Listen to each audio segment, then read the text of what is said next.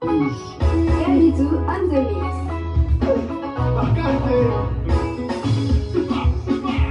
Ni Solomana ya foite nyana. Eli Solomana foite nyana. Eli Solomana ya foite nyana. Eli Solomana foite nyana. Jani bakante mana ya foite nyana. Eli Solomana foite nyana. Ni kuri Solomana, kalifala ni Solomana. Foite nyana. Ni Solomana, katajara ni Solomana. Foite nyana. Iya Solomana, ilibaga inga Solomana. Foite nyana. Iya Solomana, mamadu sira ni Solomana. Foite nyana. Solomana, samufuru te Solomana. Foite nyana. Solomana, mamadu wolo fa Solomana. Foite nyana. Solomana, kamisi terike Solomana. Foite nyana. Solo nitu mana kante,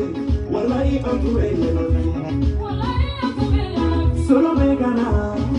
bele bele bekana. Wallahi kama. Solo bekana, mana mine gana bekana. Wallahi kama. Solo bekana, safaka saki bekana. Wallahi kama. Solo idengana, bele bele bekana. Mari denu jiki bena, champion bekana. Wallahi kama. La joie du peuple, anteni tumana, antumenye na fi Solomana ya fuite nyana. Eli Solomana foite nyana. Eli Solomana ya fuite nyana. Eli Solomana foite nyana. Jani bakante mana ya fuite nyana. Eli Solomana foite nyana. Ide para mina suni tilela, solo ibama, ibe para mina faso de noe. Solo ibama, amene solo yemi soy kabala la maria de uno. Wole ni te oya pole ju beso, ma fenkila, da pale te oya da malubeke. Solo ma fenkila, foma ju oya kuma jama fo. Solo ma fenkila, ikaira mama alala.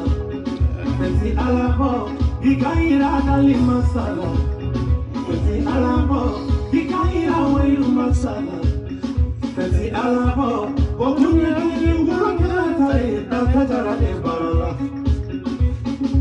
Solo matika foyen la terre. Alama tige foyende. E bakante matika foyen la terre. Alama tige foyende. Ome di champion matika foyen. Salut internet mandenkaw kuri basi tawla ni basi tawla ala kana basi kambela jelenna kaw fo kawalmando foli mini dantala balmake de do ras 24 ambe horonya keneka ambe dambe keneka ambe yire woloya keneka yire don keneka mandenkaya keneka maldenya keneka amba keneka kaw fo kawalmando foli mini dantala o temenen ko fe le links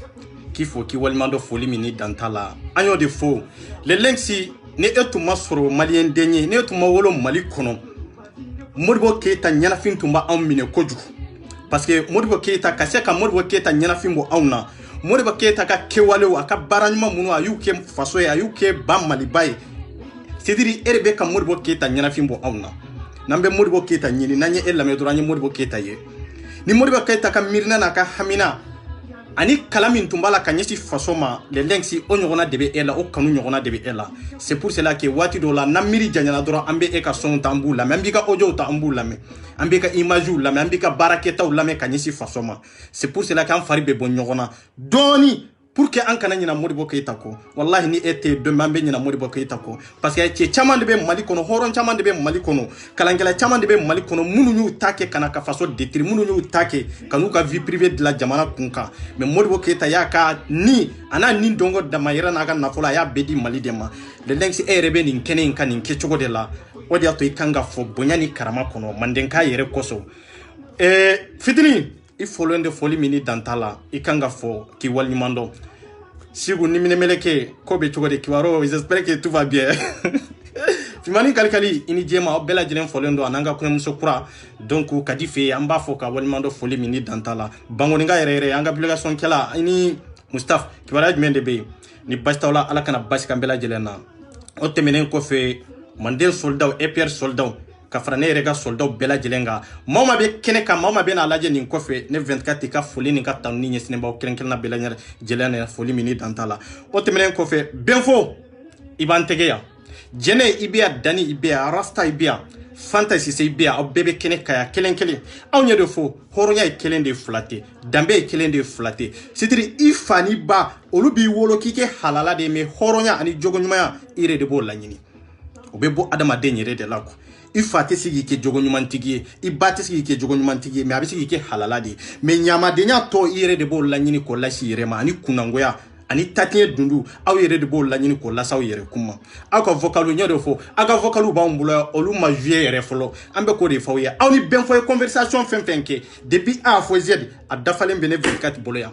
ne y'o de f'aw ye aw bɛ tulonna le lensi ko la o a ye taa Arazbadi ɲininka Arazbadi ye a bɛ le lensi dɔn le lensi ye jɔn de a b'aw de su k'aw bila le lensi kan mais ale yɛrɛ tɛ dɛ c'est ça la vérité aw de bɛnfɔ a bɛ prison min na aw ka prison de dɔn bɛnfɔ bɛ degun min ni lajaba min kɔnɔ bi aw de ka lajaba de don aw de ka tɔɔrɔ de don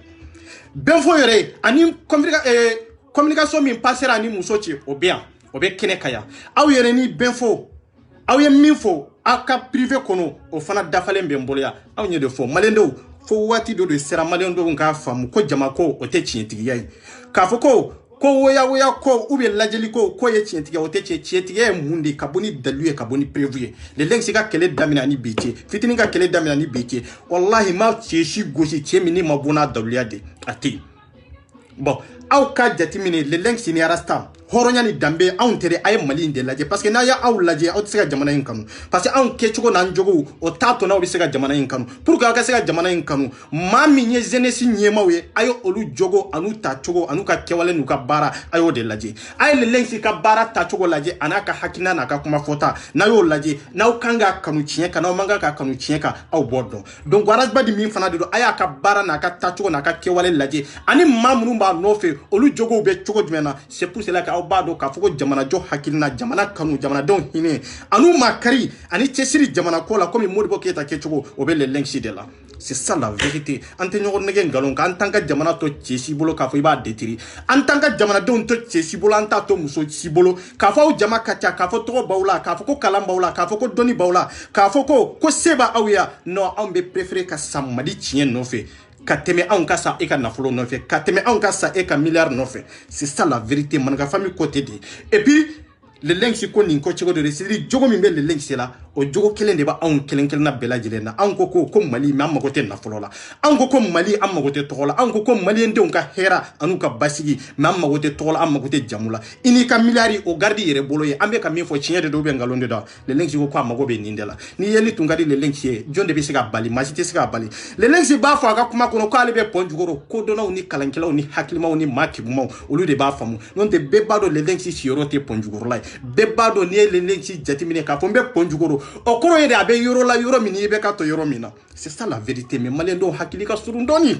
aw hakili ka surun n y'o de fɔ ko don min na ni le lensi bɔra k'a yɛrɛ yira maliyɛndenw na cɛ caman de bɛ min bɛ kuma sulu muso caman de bɛ min bɛ maloya hɔrɔnya ni danbe kama bon Arazbadi min bɛ kɛnɛ ka sera ka mun de k'a ka kɛwalew n'a ka baara a n'a ye violence minnu kɛ a n'a ye mɔgɔ minnu former k'u bila violence la k'u bila fanɛ ni banni la aw bɛɛ lajɛlen bɛ bɔ kalama o ma tɛmɛ maliyɛnden bɛɛ lajɛlen tulo kan bɛɛ y'a ye et puis bɛɛ y'a mɛn o kɛra yan bon le lensi ye a ka élément kelen de former k'a bila maliyɛndenw na fanɛ ni banni na a cɛ tɛ a muso tɛ yen ko le lensi de y'i former k'i bila k'i ka dɔ fanɛ i ka dɔ banni i ka dɔ legu a tɛ yen anw wɛrɛkɛla fɛn fɛn bɛ le lensi nɔfɛ bɛɛ b'a dɔn anw jogo ye min ye bɛɛ b'a dɔn anw tacogo ye min ye bɛɛ b'a dɔn anw bɛ kuma réalité de kan an bɛ kuma min ka cɛ min bɛ se ka lawuli a muso tɛ a dɔnnikɛla tɛ mɔgɔ min bɛ se ka lawuli donc anw tɛ kuma k'a fɔ juguya b'anw na an b'i kɛlɛ pour rien non anw t'o ye an t'i lajɛ fana k'a fɔ ko nafolo b'i kun pour que k'i kɛlɛ k'i mangoya maaw ye anw t'o ye manka famille sigira de bɛɛ k'i ka liberté sɔrɔ bɛɛ k'i ka hakɛ sɔrɔ bɛɛ ka bɛn hali ni fɛn t'i kun i ni faamaw bɛ se ka bɛn hali n'a sɔrɔ se t'i ye ni setigiw bɛ se ka bɛn mais setigiw tɛ se k'u sago kɛ e ye k'a fɔ i ye fantan ye fantanw fana tɛ se k'u ka ɲɛngoya ta ka setigiw fana sɛgɛrɛ anw bɛ nin bɛɛ lajɛlen contour la anw ko liberté totale bɛɛ ka kɛ i yɛrɛ kun ye et puis bɛɛ ka k'i yɛrɛ ta ye fɛn min b'i bolo i dɔrɔn de t'a dɔn kana maa wɛrɛ kɛlɛ a ta nɔfɛ n'a sera k'a d'i ma a y'i dɛmɛ n'a ma se k'i dɛmɛ i tɛ se ka kɛlɛ nkalon kan i tɛ se ka bɛn a kan nkalon kan i tɛ se ka bɛn a kan kalabantiya kan manka famille ko ten de ko liberté totale et puis an b'a ɲini Mali in kɔnɔ a diyara cɛ ye o wallahi an b'a ɲini Mali in kɔnɔ a ma diya cɛ ye an b'a ɲini Mali in kɔnɔ i bɛ malinka fɛ o e ka liberté anw b'a ɲini i tɛ malinka fɛ o e ka liberté anw b'a ɲini i b'anw contrôle la an b'i ka hakɛ ɲini i t'anw contrôle la an b'i ka hakɛ ɲini donc a ye le links n'a ka élément a ka soldat minnu bɛ yen n'a anw a y'a anw jogo lajɛ fɔlɔ après aw bɛ le links lajɛ après aw bɛ taa arasbadi nɔfɛ mɔgɔw jogo lajɛ ka arasbadi yɛrɛ lajɛ donc bɛɛ bɛ dɔn n'i ka guide de ye bɛɛ b'i ka guide ka hakilina de ta donc ɲɛma min b'i bolo a hakilina a bɔra sira minnu fɛ a dɔnna sira minnu fɛ o dogolen tɛ maliyɛnden bɛɛ lajɛlen na yan'an ka so yɔrɔ la a ye bɔnfɔ lajɛ a ye bɔnfɔ a y'a lamɛn fɔlɔ n'aw ye bɛnfɔ lamɛn après an bɛna fugaden minnu taar'u sigi inbox kɔnɔ k'a fɔ olu ni bɛnfɔ bɛ kuma an bɛna don kɔnɔ k'o fana walawala mais a ye bɛnfɔ lamɛn fɔlɔ quoi voilà an b'o de fɔ preuve contre preuve c'est ça la vérité voilà hanta association ma ko association Malika u bɛ karamɔgɔw nɛni u bɛ moriw nɛni u tɛ jamana maa si to yen u bɛ maa caman nɛni o tuma mɔgɔ caman b'an wele telefɔni na ko o kunnafoniyaw da an tɛgɛ anw yɛrɛ y'a caman mɛn an ko u ma na ala sɔnna ma insha Allahu na an lafiyara an bɛna an sigi ka jamana silamɛ bɛɛ bilasira denmisɛnnin ninnu ka kɛlɛ a kɛcogo ka ɲi wa an b'a fɛ k'o ɲɛfɔ mɔgɔw ye n'a kɛcogo ka ɲi an b'o bara ci an tɛ siran an jate tigɛ i denkulu ma diya ni ta ye n tɛ midi kunbɛn i fɛ yen moi je dis la vérité moi je m'en fous. Bien, malien anyo de fo manika famille bien tiɲɛ de ka i sɔnna i ma sɔn an ka tiɲɛ de bɛ laban parce que ala y'o de fo a ko hari n'aw kelen de don a y'aw banba aw ka tiɲɛ kan aw kana nata jama nɔfɛ aw kana nata nafolotigi nɔfɛ o de y'a to manika famille aw ye fantandenw de ye mais c'était an ka fantandenya an bɛ mara an ka dignité n'an ka danbe n'an ka hɔrɔnya kɔnɔ e bɔra nin don in na ka anw ma jamu ka yira maliyɛndenw na ka yira mali mori minnu bɛ kalabanti minnu bɛ mali kɔnɔ ka yira olu la ko kodɔn t'u la kalan t'u la anw ka kɛlɛ tacogo ka ɲi nin y'a san 3 ou bien a san 4 anw ka kɛlɛ hɔrɔnya b'a kɔnɔ danbe b'a kɔnɔ e bɛnfɔ junior bɔra ka nin kɛ k'a sɔrɔ e na anw tɛ ɲɔgɔn dɔn i ɲɛ bɛ tiɲɛ de la mais mun de y'a to bi ni e bɔra k'a fɔ ko wa ko maninka famille ka kɛlɛ taabolo man ɲi ko hakilina ɲuman tanna fo i jɔra ka le lenki fana ba neni ka tila ka association maa o maa b'a kɔnɔ ka bɛɛ fana ba neni ka bɛɛ dɔgɔya kelen kelen ko cɛ tɛ cɛ min bɛ se e la ko le lenki y'a ta lase mori baw la karamɔgɔ baw ma olu y'a to a la cogo min e tɛ n'i ta to a la n'o bɛn fɔ e bilakɔrɔ de y'anw bolo sa n y'o de fɔ n ko le lenki t'a ka mugu tiɲɛ la ne labanna ka video min k'i kan n y'o de fɔ ne ye n kali ko hali n'a kɛra heure kelen de i bɛ taa kɛ prison na mais maaw hakili la manamanakan de don c'est-à-dire anw ka kuma fɔta dɔrɔn tɛ sur les réseaux sociaux anw bɛ action de la dugu ma c'est ça la preuve anw bɛ action de la dugu ma pour que maliyɛndenw b'a ka sigi mais anw tɛ se k'an ta kɛ kuma caman ye sur les réseaux sociaux a mali bɛ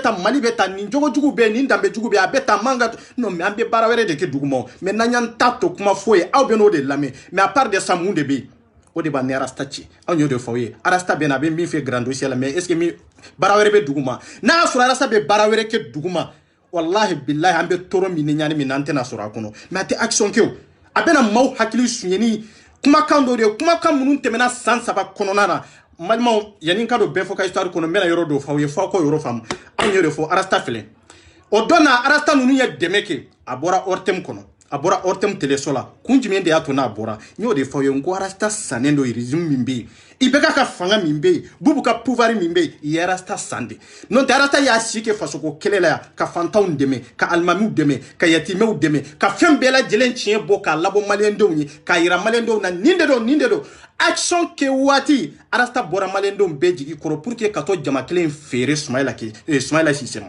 o jama in feereli Sumayila Sise ma a y'an jigi tigɛ fɔlɔ mais o bɛɛ la an ko nin ye jigi tigɛ fɔlɔ de an ka tugu arasta kɔ an tugura ko ka taa Sumayila ma pase o kɔfɛ tugu a y'a nɛgɛ n'a ka kuma kɔrɔw n'a ka hakilina kɔrɔw ye pour que k'a don maliyɛnden kun na tugu a nana fara ɲɔgɔn kan tugu ka n'an di IBK ma k'an feere IBK ma o nafolo min bɛ arasta ko arasta tɛ se ka faamaw kiri tigɛ arasta bɔra o don na olu ye malo bɔrɔ 200 k'a sɔrɔ jama min tun bɛ arasta ko maliyɛnden bɛɛ lajɛlen de tun bɛ arasta ko mais malo bɔrɔ 200 o ka taa bɔ mali ortem la o kɔrɔ ye mun de ko régime min bɛ yen k'olu ye arasta san de ni arasta de bɛ ka baara kɛ o ɲɔgɔn fɛ bon aw b'o arasta kelen in ko k'a fɔ ko arasta de bɛ ka tiɲɛ fɔ aw ni ala cɛ arasta ka nin ka bɔ mali telesoba la fantanw bɛ ka sa o kuma tɛ ka fɔ attaquement bɛ ka kɛ segu policiw bɛ ka mɔgɔw faga ye o kuma tɛ ka bɔ o image tɛ ka bɔ mali telesoba la mɔgɔw bɛ ka faga kayi policiw bɛ ka mɔgɔw faga ye o kumakan tɛ ka bɔ mali telesoba la fo maa min taara dɛmɛ kɛ sɔrɔdasiw ye n'o ka taara dɛmɛ kɛ sɔrɔdasi minnu ye o hɔrɔnya ni danbe kama n ko arasta de kɛra sababu ye n'olu cɛw sara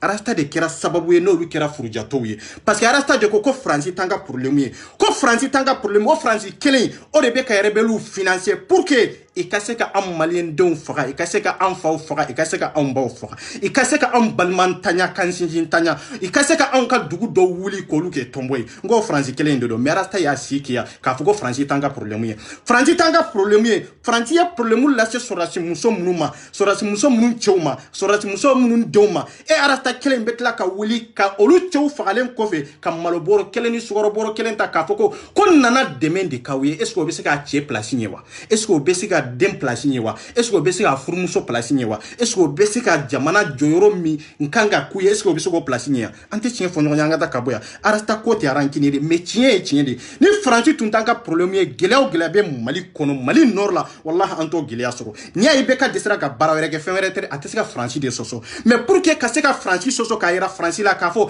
aw ben galonka ay banka jamana kono abe ka fem munu appliquer jamana kono mo munu be sela o population de ka giri ka teme jamana famauka ale ga giri ka teme jamana fangaka na obe chienka na obe horonyaka hari francia be bado makoro be sira fem ni population mi ba bolo yande bo arata kile mbora kam mali islami mali kafiru mali horo mali dambe sidiri mali dambe tu ka bela maloya ka ira franci la ka foko ko franci tanka bone franci tanka tore anga toro nanga makari ko ibeka jonde ibeka la siki donc malien be bora ka fo franci anga problème yu horontanya yu dambe ntanya yu ke kalambalu ye yu ko kodombalu ye ka ira ka foko droit de kala est-ce que be droit redo ngo ebe ka droit min kala ngo droit de politique de do ebe ka droit de politique de kala mais ebe ka kuma politique ka mais itado ka fo ebe ka kuma fendo de ka femi ni galo ani kalabantia ani ngene nganamu ba kono kwa arasta ito kala mo nyo de fosa e ma droit kala sa e doni de kala mais ma kala doni tila warasta kelen katabo mali television bala ka soro awbe toro mina jamana koka arasta te ko kuma fo bi kuna tumbe ko kuma fo o mabo mali telesola o ba munde yira awna ka fo ko arasta magote malien donka hera nanga bonela arata ka sira fo itala aka sira be munde la sympathisa min tara deme ka ma fo itara deme ka manyere mais aweta deme ke mogo mi na sura ka toro ma delika siama mais aw ka toro de sira ni sura si muso nunu made har na soro muso nunu ne deme mini ote ko juguyede mais horonya ni dambe kama aw de kira sababu nu faw nu baw nu dew ni chowbe ni ndibi kono bi nu be nun degun kono bi bon aw ma se ka sara fo ita kadi nunuma aw ma se ka mirna nyuma ni hakina nyuma fo ita ka nyesi nunuma fo na kera aw beta malboro ni sugaro boro mais aw be se aw ka vie personnelle nyani dron kama pour que arata ka avenir dron kama wallahi billahi mali nord ko kele iba donita ka bo francico mi horonya be bi dambe be di jamana be nyini kati jamana min tilendo o jamana dew be wuli ka fo ko amba fe jamana tira kumi ni hakilna mununka amba fe ko keleke ebe wuli ka jokati ka grandoise la ka fo kono ko ambe ka mamunun kele ko lute yo lu kele ka teme ka ko anka kele nyo rasta ante chien fo ngonye donc ni mba yira on na fo malende be ka famia on munun be rasta ko kwate fasoko kele la fasoko kele mindo o bana nonte wallahi bubu ba do chien de wallahi arasta stane de bubulo ne de ya fawo blofu talaw mais kunju mende ya to malo bora keme fula ko be tabo mali tele sola kunju mende la ka soro malendo be prison na jamana koka malendo be prison na jamana yere kono malendo be toro la jamana koka papier ntanya katini na ntanya ani carte d'identité tanya ani passeport ko ntanya o mabo mali tele sola ka ira mali fama wala ka ira malende be la jelena mali ko grey ninde abisika soso njumende ira la fo ka fo kontara maloboro keme fulani fula kontaro di sorasuma eti horonya be mi dambe be mi malendo ayaw hakili gire nyona be kanga do be munde be ka avenir de la munde ta de la munde bi nafa munde ti nafa arasta ka vie kono arasta ka revolution kono mali ka fitiri mali ka foita kono mali ka hera foita kono ni arasta yere kan nafate enya tala de odona mo mun tumbe mami te hari ma kemebo ma bi duru jele o de tumbe arasta ka kene inkai o katabo mali tele sola donc malenden to ye munde sisa amru be geleya kono an to ye munde sisa o ba ira an na régime mbe esanende do ene régime de be ka barake nyon ve e isi ke faso ko kele la ya wallahi arata had don kele e maso kala bon mali tele sola akariate tiela tem sola e kala bon menia be ya la bo femere tere o tege be nyon bolo de o ye daluya de daluya min kene bi na bora malendo mbe ya ye kene ni horonya ka ani dambeka. C'est ça la vérité. Donc amena deni ka conversation na ambo lame après ambedo arasta n'a ka mɔgɔw taara kuma ni nin ye privé la daluya minnu ni hakilina minnu ka an bɛ don o kɔnɔ cɛ an bɛ yan dɛ anw ye de fo an k'a ti ka yɛrɛ kɛ de k'a dɔn k'a fɔ an ma taa et puis an bɛ yan awa an tɛ sira bagabagali ta lajɔ le lɛn se ka soldat an ka taa. o de filɛ nin ye n ka dugu o de jukɔrɔ ko an ka mɔgɔw nɔ de don ko balimamɔgɔw dɔ de don muso fana de don n ka muso dɔw fana na ma sɔn ko a ye fɛn a ye sɛbɛn bɔ a finnen dɔ kiri o la ne ma kuma ko a ko siɲɛ wɛrɛ ko ne nana k'ale bɛ muso tɔgɔ fɔ ɲɛna ko mɛ ko n muso tɛ se k'o tɔgɔ fɔ ne ko ok o y'a sɔrɔ ne siranna parce que ale mɔgɔ lasigi siranna a y'a datugu a kɛra k'a datugu a ye kɔlɔsi ta a bɛ na ne munumunu o kɔfɛ a ko ne ka don so kɔnɔ o y'a sɔrɔ anw b'a ka salon de kɔnɔ toni a ye k'a dɔn i n'a fɔ dɔ bɛ yɛlɛ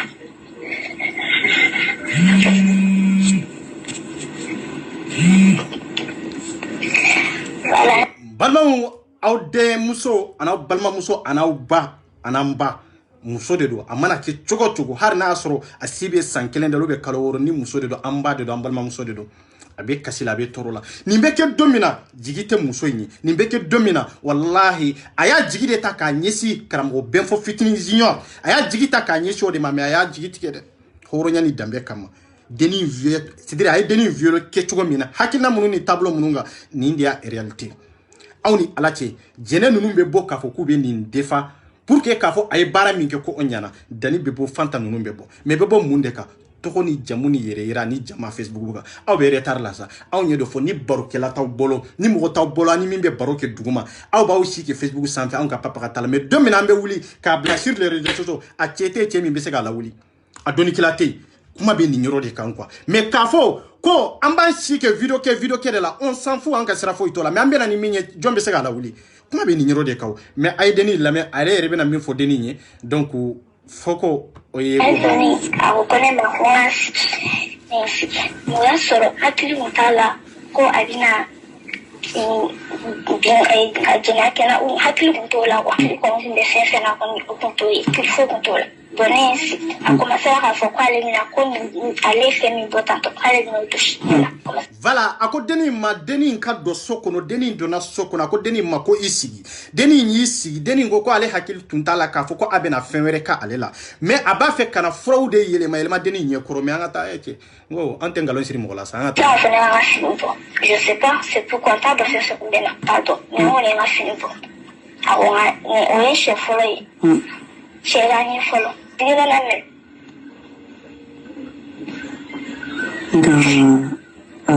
a bɛ fɔ a kɛra siɲɛ fɔlɔ ye ayiwa fura bɛ fɔ o ka ɲɛ tu je sais pas n t'a dɔn. nin ye denni siɲɛ fɔlɔ de ye a ma deli ka ci ko kɛ a ma deli ka tɛmɛ a kɛrɛfɛ a ko denni in ka sigi denni in y'a sigi a ko denni in k'a ka finiw labɔ ko denni in k'a ɲɛ tugu a ye nin lamɛn aw ko bɛnfɔ kelen de man kan ka datugu mais ne t'a dɔn daluya min b'aw bolo k'a fɔ ko bɛnfɔ tɛ se ka datugu aw jigi ye arasibadi de ye mais arasibadi n'a y'a dɔn a dɔn nin na walahi an b'an sen fila kɔnɔ arasibadi yɛrɛ kɛ c'est-à-dire ale t'a dɔn problème dɔ b'ale kɔ muso min sara murutane o problème bɛ arasibadi nɔfɛ fɔlɔ i ka mɔgɔw bɛ plainte don arasibadi kama fo malien den bɛ k'o faamu o plainte bɛ don arasibadi kama arasibadi bɛ sira pour que kati dɔgɔ faamaw de kɔfɛ ale kana don prison na non ale donna ka ban sa ale bɛ retard la o wallahi anw bɛɛ ka yɛlɛ mais an bɛ ka yɛlɛ min kan anw de b'a dɔn parce que an bɛ baara de la o wallahi an b'a bɔ an yɛrɛ kun de k'a dɔn fasodenw na mais anw t'a bɔ fasodenw kun k'a fɔ k'an b'a dun sa o ye hɔrɔnkolonya de ye voilà a ye denni lamɛn. fɛn fɛn kun bɛ hakili la waati n t'a dɔn kun min na n sera ka n ta a kɔrɔ je sais pas. ni ko ko bɛ wuli a b'a fɔ n ma ko ni wulila ko ale ka jinɛw de bɛ na ko olu ta ka jugu n'ale ta. bɛnfɔ ko na denni wulila ko ale ka jinɛw bɛ denni faga ou bien i bɛ fa don denni na bɛnfɔ e ɲamaden wololen tatiɲɛ dundu min b'i kɔ bi i bɛ prison na de a jinɛ tɛ e bolo jinɛ in ka taa e libéré prison na o tuma jinɛw tɛ e bolo e ka jinɛ kɔlɔsi i y'a tɔ so de ya o tuma faamaw taara e minɛ o y'a sɔrɔ e ka jinɛw bɛ yɔrɔ jumɛn i bɛ sunɔgɔ de la ou bien o y'a sɔrɔ e n'i ka jinɛw kɛlɛlen de don jinɛ minnu ni hakilina minnu b'i bolo i ko ala tɔgɔ minnu b'i bolo k'i kisi faamaw tɔɔrɔ ma o ala tɔgɔ ninnu de man kan k'i ladon prison na minɛ jinɛ minnu b'i bolo o jinɛ kelen ninnu i kan ka olu de wele bi i bɛ prison na i k'i libéré c'est ça la vérité e tɛ de jene nunu te de dani nunu te de même rasta te se ka ebo ni prison na wallahi te se deni ndron de be se ka yafa ema wallahi ni deni te abate a korote a balmate a sinjite a terite a kabila fo ite nyata mo la mali kono man be se ka yafa ni na ka se ka elabo prison na fona kera ni deni ngo ko tiela yen tonyo nya yiri la parce que ikanga hakem india ima dia o kofe i jamana ibora iyandoya parce que c'était ne atara jigi ke dodi atara jigi ke jonde le links parce que ayado le links be horonya keleni dambe kelende la na flo hakem intiere le links la o kachani ninka million keleni wa kemenyo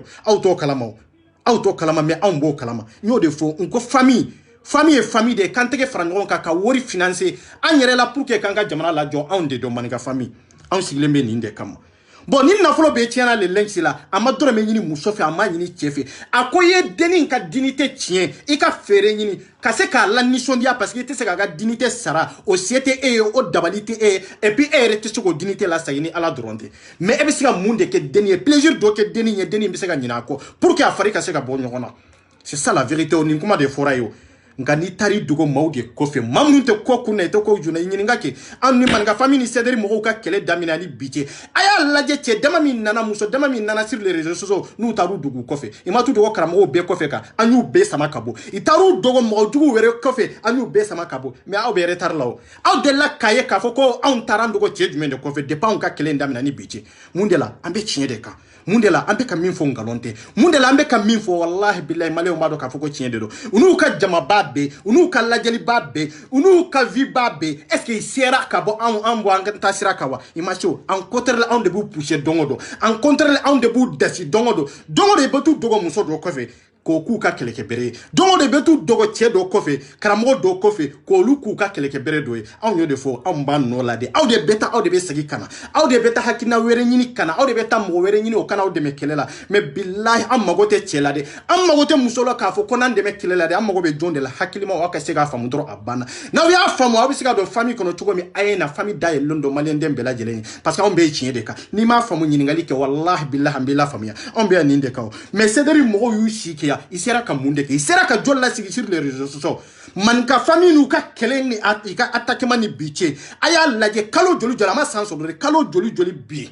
est-ce qu'il sera ka on banta sera ka wa il sera ka muso jumende kele ka bo réseaux sociaux quoi il sera ka che jumende kele ka bo réseaux sociaux quoi ala ni le links c'est sababu c'est ça la vérité parce que jiwerata on a ni le links idete ako ko mana gelia tugo ko mana nyagami tugo aye chie de laje au kana boka ngalon siri mogolade non au kana boka bi makangalon ka na wi ado ka fo aw yen galon tie mo mi ka ereri ke mo mi aye boka ya fanyina bolo parce que ma ba o de be so ya fama ko dona o de be so aka filima ka fo ko way kon filira tiala nge manga kake o e kodona ka barade c'est pour cela que na on erreur do ke doro ambe boka corriger parce que mamba nyere lante ka kini na fulante ka kini toy ambe ka kini munde jamana kanu be ela be se ngalon ke chukuri ka foko o jamana kele ko jo jamana kele nkatla ka chitugwa herabo kunwa herato kono basigi to kono nganga benfo lame jine munumba bolo kolochi munumba bolo anyo de foya anko idogone be kolochi kofe de ngalon de do karabantia de do arna keria de do non ta te de prisona de munde ila do prisona kolochi mi bi bolo daliyate e bolo katemeneka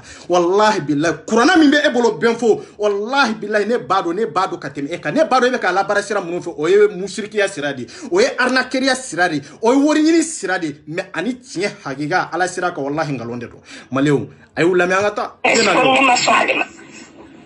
ne fasana dado mimi sana ita me tara atara ila ula kata masu tara sema bona mendone ne stoma ne tanto la afia tanto la wari se kubyo burashi mato pura ya wari beta nge wari kuma na foto fero ne keme fla burata wasa kapto tra keme na ako kuma ko wari wari bene bulu no war foto e bulu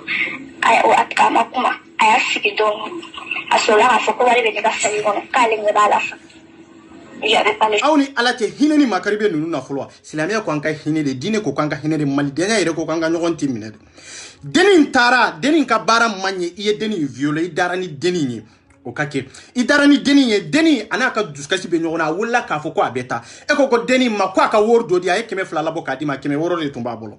kemenani ntora ka saki kono ya bagabaga kaira deni na parce que hakili ka buna hakili ka kekunai iko deni ma iko wori bi ka saki kono deni ngo ko tiendo ne ya fo tiendo wori ba ale ka saki kono kemenani drone de ba bolo ayo kemenani fana labo ka dima parce tablo fo tablo malendo hine ni miri ni tasibero jume ka nyisambal ma musoma noko wati jume ne bena ambe hine nyona wati jume ne bena ambena nin karamo ko infamu ngalonka wati jume ne bena ambena do ka fo ko nin karamo numbe bengani de la wallahi billahi nunte karamo munu nana chieka malmo onyo de fosa am mamu beta hiji tiete nin karamo nuna mami biti jo saudi jamana ka fo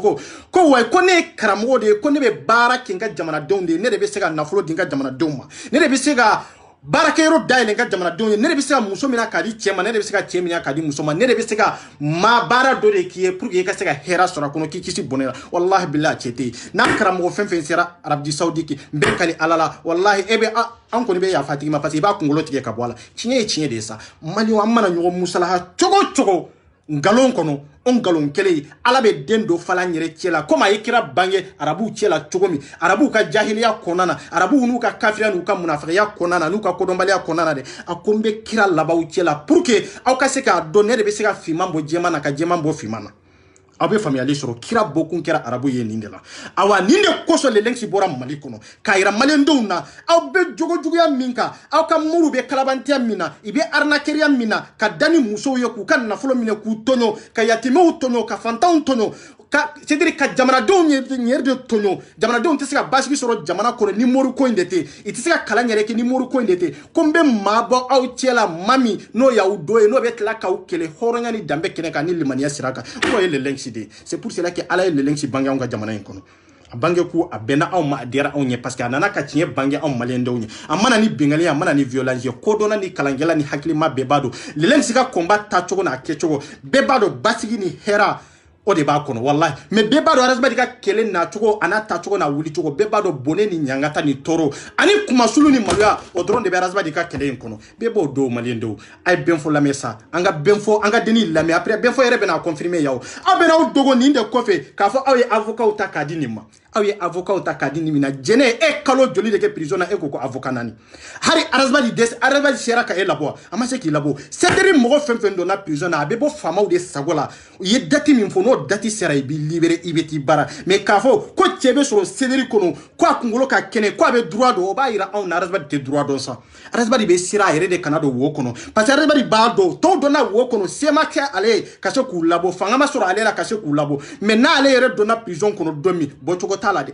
o kone de ale be wallahi ni mi choko da be sai c'est pour cela que abe ka gere fama ou la abe ka gere bubula abe ka gere tribunal la pour que ano luka se ka baraka no be arasbadi o tikiti prison la to kala re ibe do prison kono de ça obligatoire ebe datugu malien dembe ba ikelenkele kone 24 de yafo ajanyana o assurance arasbadi ebe datugu ngo har ne kera député de arasbadi ne 24 de ko ebe datugu wallahi be datugu kana jene nunu laje buni bela nintesa na o desara ni argumenta bolo ay tien fo malien do nya aw be na o take blokuru yesa mais blokuru fana parce que on signe le fin de kama minye tien ni ma se ka fera kaba ko bugoli droit ou be kele droit mais oye fin wéré de c'est-à-dire oye système wéré de o système fana aw kele ndese am bébé sa bela jelena mais an ka boni tien folo ani daluye. C'est ça la vérité. Mais il bien faut la mais il bien faut demain galominka ka demain jatuyaka ka demain kafriaka ka demain munafariaka ka demain jamanatika ka demain violence kande ay bien faut la mais ayake musomi na o muso ndebe ka kuma bien faut irebe na confirmer abena do de la anyo de fosa kana tan nu la mesa aw kana tan nu la mesa mo mingo ko chemini ba violer ko kanga ka ke ini ala che kango la mea pono nyona kera e bala eska be bema ate bema mingo ko vraiment ko chemini kromuso violer ko kanga est-ce que na ngona kere kromsola e bado ate be ma me avec apo dami kono dongo do e bo da supporter o ba ira ka fo ni har ni e ba violera ko de kadi e ni kromso violera ko de kadi e c'est ça la vérité c'est comme ni vidéo aimer il a aimé kunjime de la avec min fo de kadi il a partager parce que avec hakina min fo be ko de partager on ni nyonti ngo ko imbe tande mais et sika mo ka fait aimer ou be ka mo ka fait commentaire ou be ka mo ka fait partager ko ina ate hakina kelnya ngalonde do ko e fait min fo ko ma dia e o ngalonde. C'est ça la vérité. Ada. Parce qu'il y a Forada. C'est vrai. Il y a la Dunia Dama. Tanto la niña se toma de taratas. C'est la su. wa so la fela sera kisa so ni bala mam so bila ni sera ngata la ni be mam so ma bila ni sera kuma me ayinge encore me ni ne kala ma so ma chef mo ma fo ma ne kala la ngama je commençais maintenant à pleurer balmo ya lajet to kaza so dala kasi toro yani yanti me profiter awni ala ce mali be basi nin ke chokola awni ala ce mali ndo ambe hera soro nin ke chokola awani dama be ka ke yoro mununa o ye mali de awani karamo nun de jene alla daga awani karamo nun de bingali la daga awani karamo nun de PDA ani gorjigine ya la daga ka soro wallahi billahi ala du kolo do halaki ka jibrila black kana du kolo ncheti katana e fo sangolo woro la katla ka du kolo labi kunjume de la ko chewbe chew nyini muso be muso nyini ko ye fenye femini jewli ko de ale jibrila black kana ode kama sidiri kana dugu do halaki nin kama me kana mo sigile mambolo sur les réseaux sociaux ko lu ye ko dono ye ku ye ala ka kitabu kala dabiya tubulo hadisa kuna tubulo ne ode fo ça savez ne be kuma min fo wallahi billahi wuli balido e be segi tade fo nye min fo vraiment tienyi debu tienyi toro me ka fo be sega la wuli wallahi ete sega la wuli wallahi ala ninke ma dola ya ke dugu dola oluka ke wale tunyen biye me bi an ga karamo de ko vraiment ko gordinya ko dagalendo do ko jiniya ko dagalendo do ko muntaha ko dagalendo ngo muntaha jiniya di muntaha tumbe kafiru de bolo kira nana kan yisro kafiru de bolo pour que kase ka boala ay tancha manke kasoro ama boala mais halbi ibo de violence la moria ko ni nyore fo c'est-à-dire nam kambe kuma yoro do la dro abeke daray mais à vrai dire bi ba do moria associé minyene ba do wallahi billahi parce que ni ya ta dalu la bolo parce que mena ni galondo ko malende mena dibi do de ko dibi mi ah c'est-à-dire fen mi yan tromper oba do fen kelen be mi yan tromper ni ne nin kuma fo do ba fo ko ti aw kana jigi karsa la sa depuis karsa ma wolo on tumbe ningo depuis ne ma wolo ne tumbe nindo kira ne ma wolo kira nyana o mais kira nana ni kitabu mi nye bingo ne be ko de kala ne ne bebe ka je ko kitabu kelen nun de kala o ba yira min kala ne min kala ne ni jonde ya famu ka teme jonka ananani taru mununye jonya famu kateme jonga o bayira aw na ibeka hakilla min tereteta ko mori baraka ta barake morufe no re tunye tinya ba so rambe nyisina saudi masa wallahi bila ba so rambe nyisina saudi la ay ko were ke awbe profiter mo la me ka fo ko tiede do wallahi billahi nete jinai amma go te belade amma go be majugu munun ba kono kodombali munun ba kono jine kala munun ba kono muna fari munun ba kono e peru ko wulu de be kele ka bo jama tiela e ku kutle ka nyesi jama to ma pour que anga se ka barake nyom pour que faso ka se ka avancer pour que amba anando oluka avenir ka se ka nye amma go be ninde law aw ko chokodi ko mori nunu kanko luke alaya ko mori nunu anku batwa yana anko olu batu dugolo sampe kira temenen ko fantunga ngamba de batu yana anko olu batu dugolo sampe kira na mbaw temenen ko fantunga ngankara mo de batu c'est ça la vérité donc na ote kodo ayna cheni kaya kodo na de be ya familial kila de be familiali surya anka jina kila nu la me folo fo fentarola ko suturmata do afade ndo mendo na ho ulani angayoro fenta yeni ya so atakasu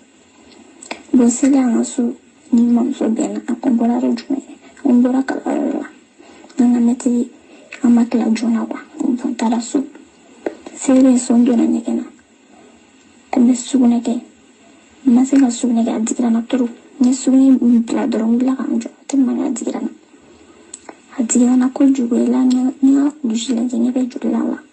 wala na dosi sa monte swala tukuni wala nga boti ya tara ya dorela ni wala continue na mito akashi ni ndanga so wala tibo parce que nti a jouer en singa don voilà akoko ale tagalen ko fe so aba fe ka sugune en kona da ya do ka fo atemuso ya la tugo aka muso ya tara parce que a sia folo de ni ani chekada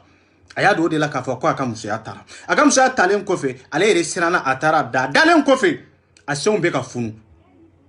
bon amba mamuso bebe nin kalama aso funendo o bana digilen bala donc abamso o tere abalma sidiri amamuso de bena nyinga ko munde bila a vrai dire munde bila abena do de la mais abe me kasurama expliquer na surtout me soulere de romina et là nya ici mamso mana na kuma na fe ko mbena mafufushi dorate ne klefla ola ko fe ngula nya ke na fofu make fo bi mo shita kama nga famu mo shita kama wal ako kera 2017 lelo awo ko kera 2017 voilà ni ko kera 2017 mbele sur le morali mba di sere mo mabbi wallahi billahi nyankali alala nin kera 2017 jeneni danu numbora kwa manga ka kele ko parce que a kera 2017 ko mba fe ka biya kan ayu nyininga ko mba fe ka biya kan ko me munde ba to ambe sambi nani sambi duru sambi konto balo du kolo sanfe nan sara domi o sini ube o sini yene ala beta anyininga anye san hake minke du kolo sanfe abeta nkirino o san hake de anye munde ka kono anye nyuman jumende ka kono anye juguman jumende ka kono muwere do tando de dira masidiri nansero tanna nansara wati me abanyininga sambi duru yo balo du kolo sanfe e femfe ke hera do bono do e betla kata nyininga odela bon ni yake 2017 yake 2017 ne ko na dona ka fo ye koju ke 2017 ya fa de kanga ko ma ka fo ko wa ko ye ninge 2017 ko manga ki nyininga wa no re tundo ala ta nyininga kiyama do ata nyininga sambi duru kofe ata nyininga sambi nani kofe surtout sambi kono to kofe ata nyininga ba fa ko ye sanchama suro nyana ma ya kono ce n'est pas l'appel nimbi nyininga mbita ki do arjine kono kiriti kaw ay ta ka moru nyininga nyo de fosa nu makala nu ti se ka dine yere explica wi ak kana na wisi ka fa abo yere ke ko do na ye malende nyana malende mbe ya do aw te fo sur les réseaux sociaux ningalo ni kalabantiate aw ti se ka ben fo bolola ko aw yere be bolola ka se ka ben fo bolola aw be se ka ben fo bolola aw te so dani ebe bolola wallahi jene ebe bolola jene kara do rebe eni dani ko aw to kalamo mais ayaw sigi aw de be na yira aw la ka fo aw ni chew de be nyona chemunu wallahi nu te kile sur les réseaux sociaux ni ngalon te sire aw na awa na te legu ngalon ka ni ngalon mi siri manika famila ka fendo fo manika famille tiete aw ti sosoro mais an bado an kanga minke o di atambe barala dugumadu an kanga minke anti faga anti fane anti baneni mais an bayira malendew na ka foko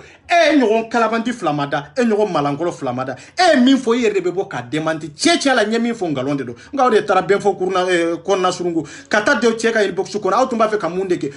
le leji ko million kele ani wa keme o kadi denima aw tara ka foko ni ntesa mo flo me angata flo ibe vocal bembola dani tabia jene tabia fantasy tabia ibe tabia mboloya ne de 24 ibe tabia c'est ça anu tegeta saki de kono olu be se kanu sigi chori ka fo ibe fen fo malende unye ndeni nkungango kumaka ndeni mi violera olu be na munde fo ko nyara o manye est ce que nu nyere dakanga donena au tunkanga faraman ga fami kan ta kelna kelna mais ambe ni lasi adanna pour que muso were kana violer pour que ande munumbia che were kana soro ku ka dignité chien ka soro masu chelala ka soro amadia u yere kunye c'est ça la vérité mais aka vocal nous bimbu inshallah ata zero wakati kata ugaerola parce que ado bio de kumba ambolo kuma abio machine tina kache ne profiter kata udoina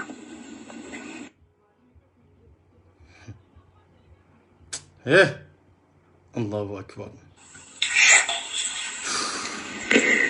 avec Kachide là avec Kachide là voilà et après après les nafado là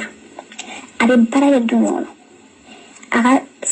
do salon de salon ce qu'on a fait de faire ma clan d'aller ma raison voilà que n'a climat jira foko agna jena ou fin ware donc on a un film ne a fini jilum ela ne o kele ba ko aji kibe fin bere ba ko mina florida bo abora ni a fini ko ne la nyetu ni kanta bone fana loke anana kana fesu ya do shi ne falla e ma asema shikulu ani fendo a do shi falla ben fo kam molo ni bon fo kam molo balia na kam malankoliate awni ala che frabe bon fo numbolo ben fo junior numbolo ka fo ko lobi sega mo kenya pour que olu ti sega heradi mo ma surtout ka bonne la se mo ma olu ma sega hera la su yere kuma olu bi sega hera la se mo ma wa ngo ngalonde de jonde bedu ko lo sanfe mo be sega heradi mo ma ko hera tana ni hera were ka hera de nyesi mo wallahi ngalonde do tienta kono sa arama den ka hera ni ka hera balia abe suru ka barake chogo ni ka hakilna ke chogo dronde la ani yere ka vike chogo ni wala ka barake wallahi barako e heradi menida wallahu dali kote fo yeni bonete na te wole bonela c'est comme ni suali te wole fo la ni bonete abo mo min tara barake ka fo ko wa kombe barake ka fen suro de o fen suro ko fe hera de ba ko fe mais ba fo ko deni ka da e fana wi tege do deni ka fini koro ka deni ka kulsi sama ka boala e alambalmo awni ala ke jombe sonin ka ki bala ikame itlola jombe sonin ka ki balma musola ou bien nin ka ki teri muso dola ki kame itlola na hasoro abebe ima anti chefo nyanga ta kaboya har na hasoro ni sunguru mi ndrombe nyofe e kame ka foko chewere ni nyona kala wallahi be préférer ka sa mais ni change soro ikanga min kala to be e faga ou be fama be min ke ela e to don me kanga min ke yere kumbodo bon nunu be tu dogo ni be ko fe ka fo nunu ye min fo ko tien do ye bara min ko akanga ka ke otmana ala ye olu da ala ye sariya dola daga olu ye ala ye fen dola daga olu ye o ma daga on to ye wa non ala ye fen fe la daga on ye na ma ke krew ni annabi nyima we an fen fen be wallahi an be kiri kele an be tatugo kele awan bebe kiri ni kiri kele ndorondi itani foide te awa almami te almami min ka kiri kabunanga kiri ou anga kiri kabuni almami min ka kiri be kiri kele de nyingali be nyingali kele na ma ke anni krew ndorondi. C'est ça la vérité. Donc il be fen fen do aw kunna ma bayani yere baya ibo drone de do malendo kunna no ko malendo on tisega wuli kabo ni ndibi kono halbia no ko on tisega famille soro kanga jamana to ladia ante Sénégal nunu ladia no ko ante Guinée nunu ladia no ko ante Ivoire nunu ladia ou bien halbi on be to ni sino ko inde kono na ya soro ko Mali joli ko abe mori nunu de bolo ko Mali joli ba an kani almami nunu de bolo aba soro anka jamana wallahi aba soro ajora iba donde a hakilna tout la tacho tout la capacité tout la et puis a doni yere de to nunu ala yere de ma kalan nununa nous bisika jamana la développer nous bisika jamana la avancer nous bisika jamana de la kuna donia yer de te nununa amadju kono et puis a kalantu la a donia tout la papa de tout la et rien il be fen nan galon de do connaît côté il be fen nan galon de do wallahi ata ori yorone la commencer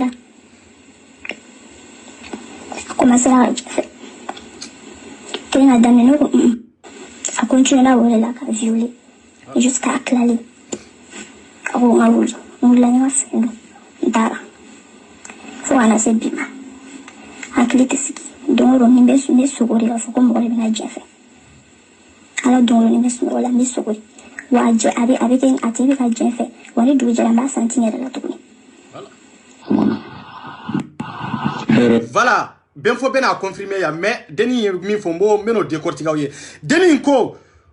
aya tege donné aka fini koro kaka kulchi boala kulchi mbolen ko fe c'est-à-dire aba fait ka violer abinaka parce que c'est avec ka fo deni be ka fo kombla de avec ka fo deni ko deni ma ko kana wuli ni wuli la nga jina ube ninkila ibe ninkila ko deni nka nyetu deni ntora ninke choko de la fois e deni soro katla ale tlalen ko fe de watimi agoko deni nka wuli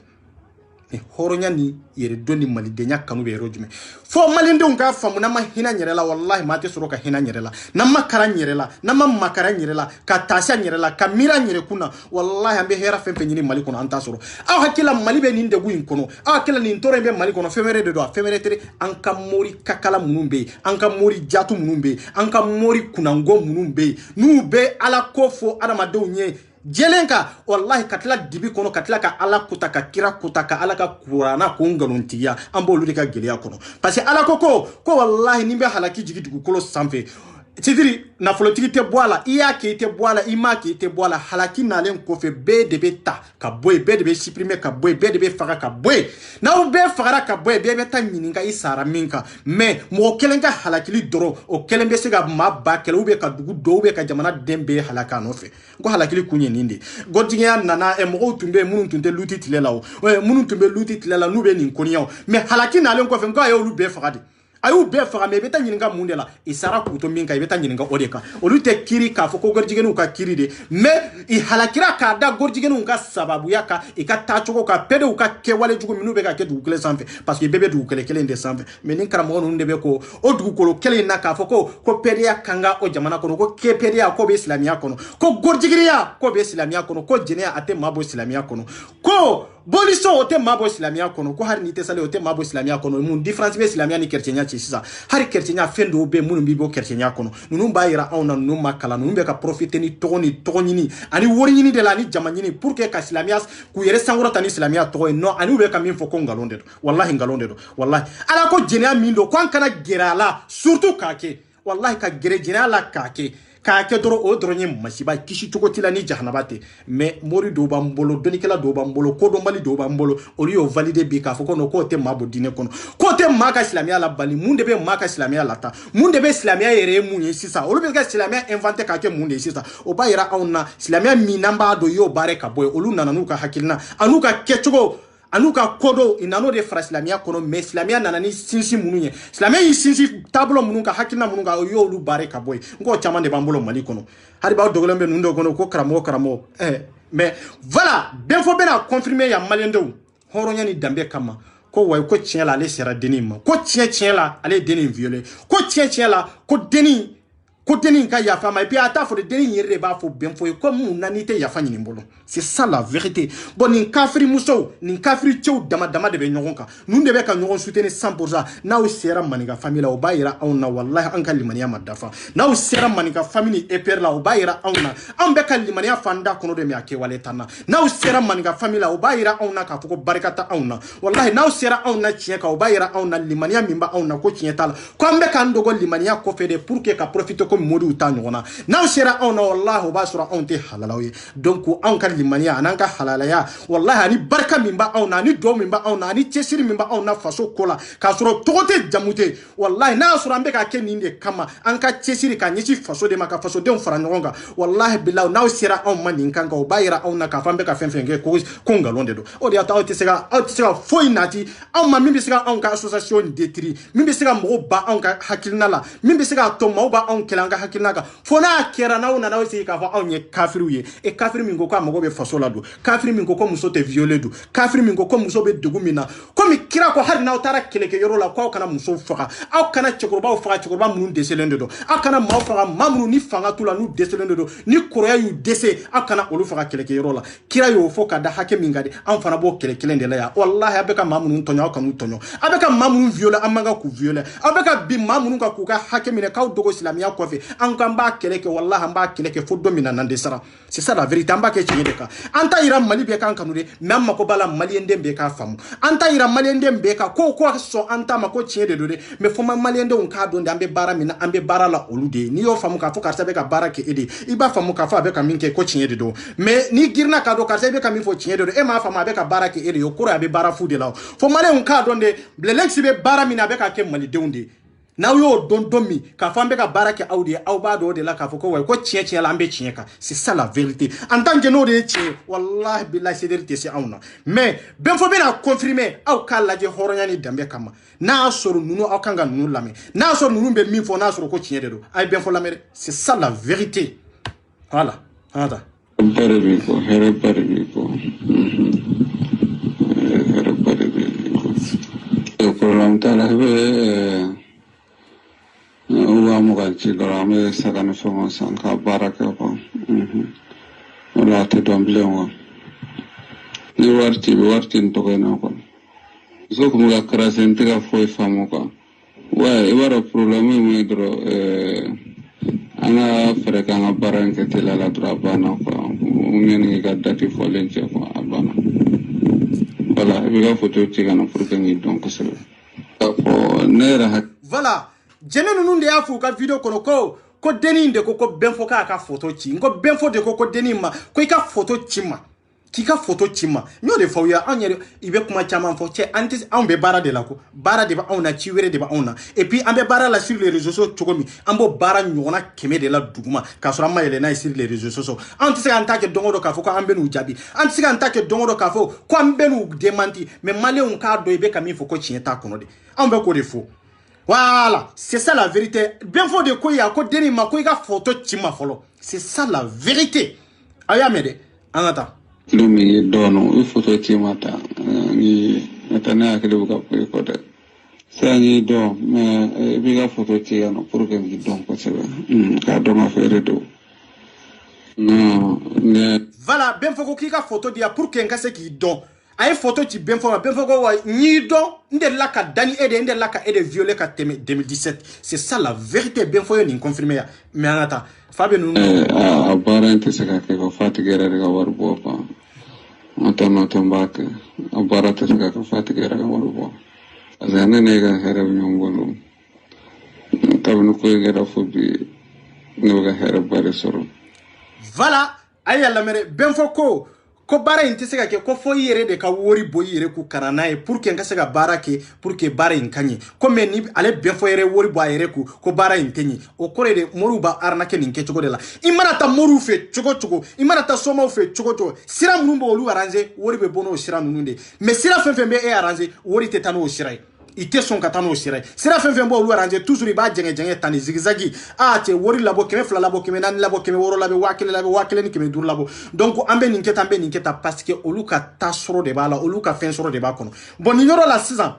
ben foko ko depuis ale darani deni nye domi ani biche ko ale ma foyi sɔrɔ ni hɛra tɛ benfɔ da de y'a fɔ ne m'a fɔ dɛ an ka taa sisan miliyɔn camanba de bɛ n bolo kɛ bari miliyɔn caman n'a ka kiliyan bɛɛ sa minisiriw debitew a kiliyan kolo giribɔ de ani extra la mɔgɔw a kiliyan misɛnnin fanga ka suma dɛ ni kiliyan misɛnninw nana u bɛ taa kalan dɔw de ka kote la kuwa ma den sɔrɔ fɔlɔ ko ale ma den sɔrɔ fɔlɔ ko ale ni kiliyanbaw de bɛ ɲɔgɔn fɛ minnu bɛ extérieur la ani faamaba minnu bɛ n yɛrɛ bɛ Mali kɔnɔ waritigiba minnu bɛ a n'olu de tɛgɛ bɛ ɲɔgɔn bolo ko wari b'a kɔnɔ wari b'ale bolo mobili kelen de b'a bolo a n'a b'a ka so kɔnɔ olu de bɛ ka kɛ ka mɔgɔw arnaquer Maliens musow ne baw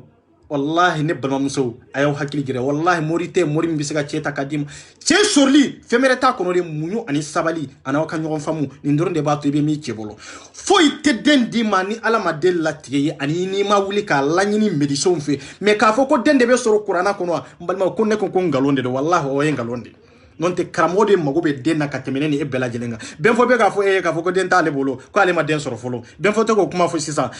dennin dun taara de k'a fɔ ko a nana kalan ko de la benfɔ yɛrɛ ma kalan o bɛ se ka kalan dɔnniya tacogo ka di dennin ma cogo jumɛn na a tɛ yen o fɛn min tɛ se ka bɔ fɛn min na parce que i b'a dɔn mɔgɔw bɛ baga kuranna ma foyi tɛ kuranna kan foyi tɛ kuranna la de mais minnu ye kuranna kala ka n'u sigi ka nkalon de siri kuranna la komi ni mori langolo ni mori jɛnɛyakɛla ninnu ɲɔgɔnnaw ninnu de ye nkalon siri kuranna la nin bɛ kuranna kɔnɔ n bɛ nin baara ta kuranna kɔnɔ n bɛ nin baara k'i ye kuranna kɔnɔ n b'a kɛ hadisa kɔnɔ n ko ninnu ye kafiriw de ye kafirifinw de ye ninnu ye kafiriw tun bɛ yen minnu ye kuranna kala mais i ma sɔn kuranna ka hakilina na o bon n'olu taar'u sigi i bɛ se ka kuranna yɛlɛmaniw nɛɲɛ i bɛ se ka yɛlɛmaniw bolo i bɛ se ka yɛlɛmani fɛn bɛɛ lajɛlen k'a sɔrɔ kɔlɔ min b'a kɔnɔ k'a sɔrɔ i ma kɔlɔ effacer ka bɔ yen n ko nin ye yɛlɛmani dɔ de ye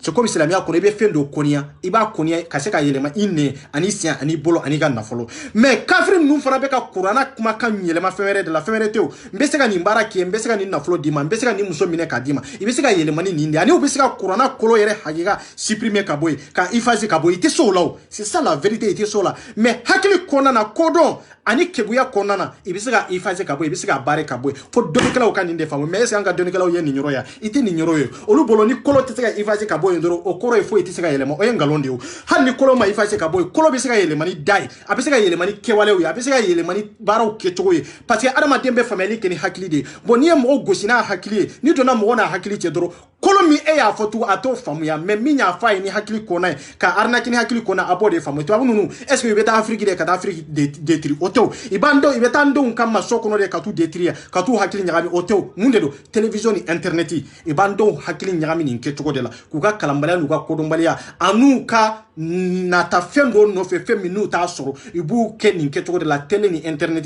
nin kɛcogo dɔrɔn de don mais an b'a fɔ k'u y'an tiɲɛ man tiɲɛ fɛn wɛrɛ la dɛ an yɛrɛ ka yetaw an bɛ fɛn minnu ɲɛ an bɛ fɛn minnu kɛ an bɛ fɛn minnu fɔ olu de y'an tiɲɛ mais a n'olu précisément olu de sera anw ka du kɔnɔna na non o tɛ o en tant que ni télé b'i bolo i bɛ fɛn ɲɛ fɛn min i man kan k'a ye c'est-à-dire i bɛ faamuyali dɔ sɔrɔ faamuyali min tun t'i la i b'i ba fɛn dɔ la k'a sɔrɔ fɔlɔ i tun b'a kɛ mais bi i tɛ sɔn k'a kɛ silamɛya yɛrɛ bɛ nin kɛcogo de la ni mɔgɔ jugu b'a kɔnɔ a bɛ se ka juguya ka taa k'a tɔ tiɲɛ ka taa mais a tɛ se k'a tɔ supprimer ka bɔ yen a tɛ se ka kolo in yɛrɛ effacer ka bɔ yen mais a bɛ se k'aw ka hakilina in lagosi ka nɔgɔ ni fɛn wɛrɛw don a kɔnɔ k'a sɔrɔ aw yɛrɛ ka laɲini tɔ ye k'a sɔrɔ laɲini kelen in tɛ kitabu kɔnɔ mais an ka moriw ma se ka nin de faamu olu bolo ni kolo tɛ yɛlɛma dɔrɔn foyi tɛ ni kolo tɛ yɛlɛma foyi tɛ ni kira tun y'a yira k'a fɔ ko wa ko vraiment ko kolo tɛ yɛlɛma mais n ka manko bi an bɛ état min na an bɛ sɔn état la an tɛ sɔn état la o c'est pour cela k'a bɔra ka kuma ka détail di ko sahabaw ma ko aw kana aw sigi aw ka détail di an minnu bɛ minbari sanfɛ a ye détail di parce que kafiriw bɛ yen munafikiw bɛ yen jahiliw bɛ yen minnu nɛn ka di minnu bɛ se kuma la minnu bɛ se kalabantiya la mɔgɔ tɛ kafiriya la mɔgɔ min bɛ se kuma la ka tɛmɛ arabuw kan kuma ɲuman fɔ kuma dilan fɔ ka kuma modifier a mɔgɔ tɛ mɔgɔ min bɛ se ka tɛmɛ arabuw kan c'est pour cela que ala ye kira fana lab'u cɛ ma kuma dɔnsow tun bɛ yen mais n'u ka kuma dɔnsiya bɛɛ kira nana n'u jɔra kira ɲɛna i tɛ se kira ta ɲɔgɔnna la mais n'a tun kɛra mɔgɔ ye mɔgɔ min n'a tɛ kuma mun de don est-ce que a ka diinɛ bɛ faamuya est-ce que a ka hakilina in bɛ faamuya an bɛ silamɛya min kɔrɔ an b'a faamuya an t'a faamu bon nin ɲɔgɔnna jahili ni nin ɲɔgɔnna karamɔgɔ jugu minnu b'an tiɲɛ na karamɔgɔba minnu bɛ k'a fɔ ala ka dɔnni b'u la ala ka kitabu kanu b'u la kira kanu b'u la aw de kan ka ninnu kɛlɛ aw ka baara ye nin de k'a yira karisa i bɛ ka min fɔ tiɲɛ t'a kɔnɔ mais karisa bɛ ka min fɔ mɔgɔw bɛ ka da la aw b'a dɔn k'a fɔ ko tiɲɛ t'a kɔnɔ aw k'aw man ko nin kan walahi kiyama dɔn aw bɛ ɲininka la halakili min bɛ da ale la o ɲɔgɔnna de bɛ da aw la parce que aw bɛɛ ye kitabu kelen de kalan ala ko aw ka ɲɔgɔn sɔsɔ de min ye tiɲɛ aw ka t'o kan min tɛ tiɲɛ aw ka yira ɲɔgɔn na min tɛ tiɲɛ mais aw ɲɛ b'a la nkalon de bɛ ka tigɛ maliyɛndenw ye i bɛ ka mɔgɔw dɔn fili kɔnɔ aw karamɔgɔ minnu b'o kalama mais aute kuma kunjume de la aute kuma famille tawshila aw shite kono aw shite ko kalama c'est pour cela que dine ma famu mali kono c'est pour cela que islamé mi namba kono nini karsa ko chu do ba foko chu yamfe do ba foko chu yamfe ita do mi yere ta ichine en réalité c'est ça la vérité mais amunu yanta famu ka so luga family ta nyanta famu ni kira ka family ani kira ka sahaba ka family ani ala ya fo qur'ana kono tugomi wallahi aw tisika ndo fili la de foka jienwuli ini ta bena de me ka fo ne be so ama o engalonde ambe daluya de iranyona nye mo min fo ni bisika so ibe bono daluya de asosore nyinde awa ninde ya to nu ya Allah kari ni bora no daluya do mi mba do ka fo ko ja e fara be neni kodonji nde waso ni ka kodonye de membe waso ni nye sera ka min fam be waso no de c'est ça yemin famu de wasono de mais kana wasoni ka dunia de yemin famu wasono de na so chembe so ko la wuliki ateu mais anta oh ma ibuna doanga tukosa ibuna doanga tukosa itela ko ibuna ka tukosa itela ko ibuna ka tukosa bape gana ila mga kineshi ngale ndekadi ke parce que côté mena inche ya fam wafata ite doena utapanya ni kemdela kataka koro ngikana furo de ma ite chawara do chemuko ikana furo de ma akana ite chawara do chemuko ikana furo de ma ite chemindo ibe chemindo ka koro ikanga furo che kelende ma o ba ira ka fo go benfo ya confirmer ya ko parce que ale deni viole ka teme deni te che foi do na ale deti bo deni kanga furo ale de ma har na so deni furla deni ka bo furu kono deni ka se ka furo ale ma benfo pe ko kuma de confirmer ya ata voilà ana yo do fole iuna na ya fadel ne fo parce que domine wi cinéma bena fo ibina ne parce que agumandini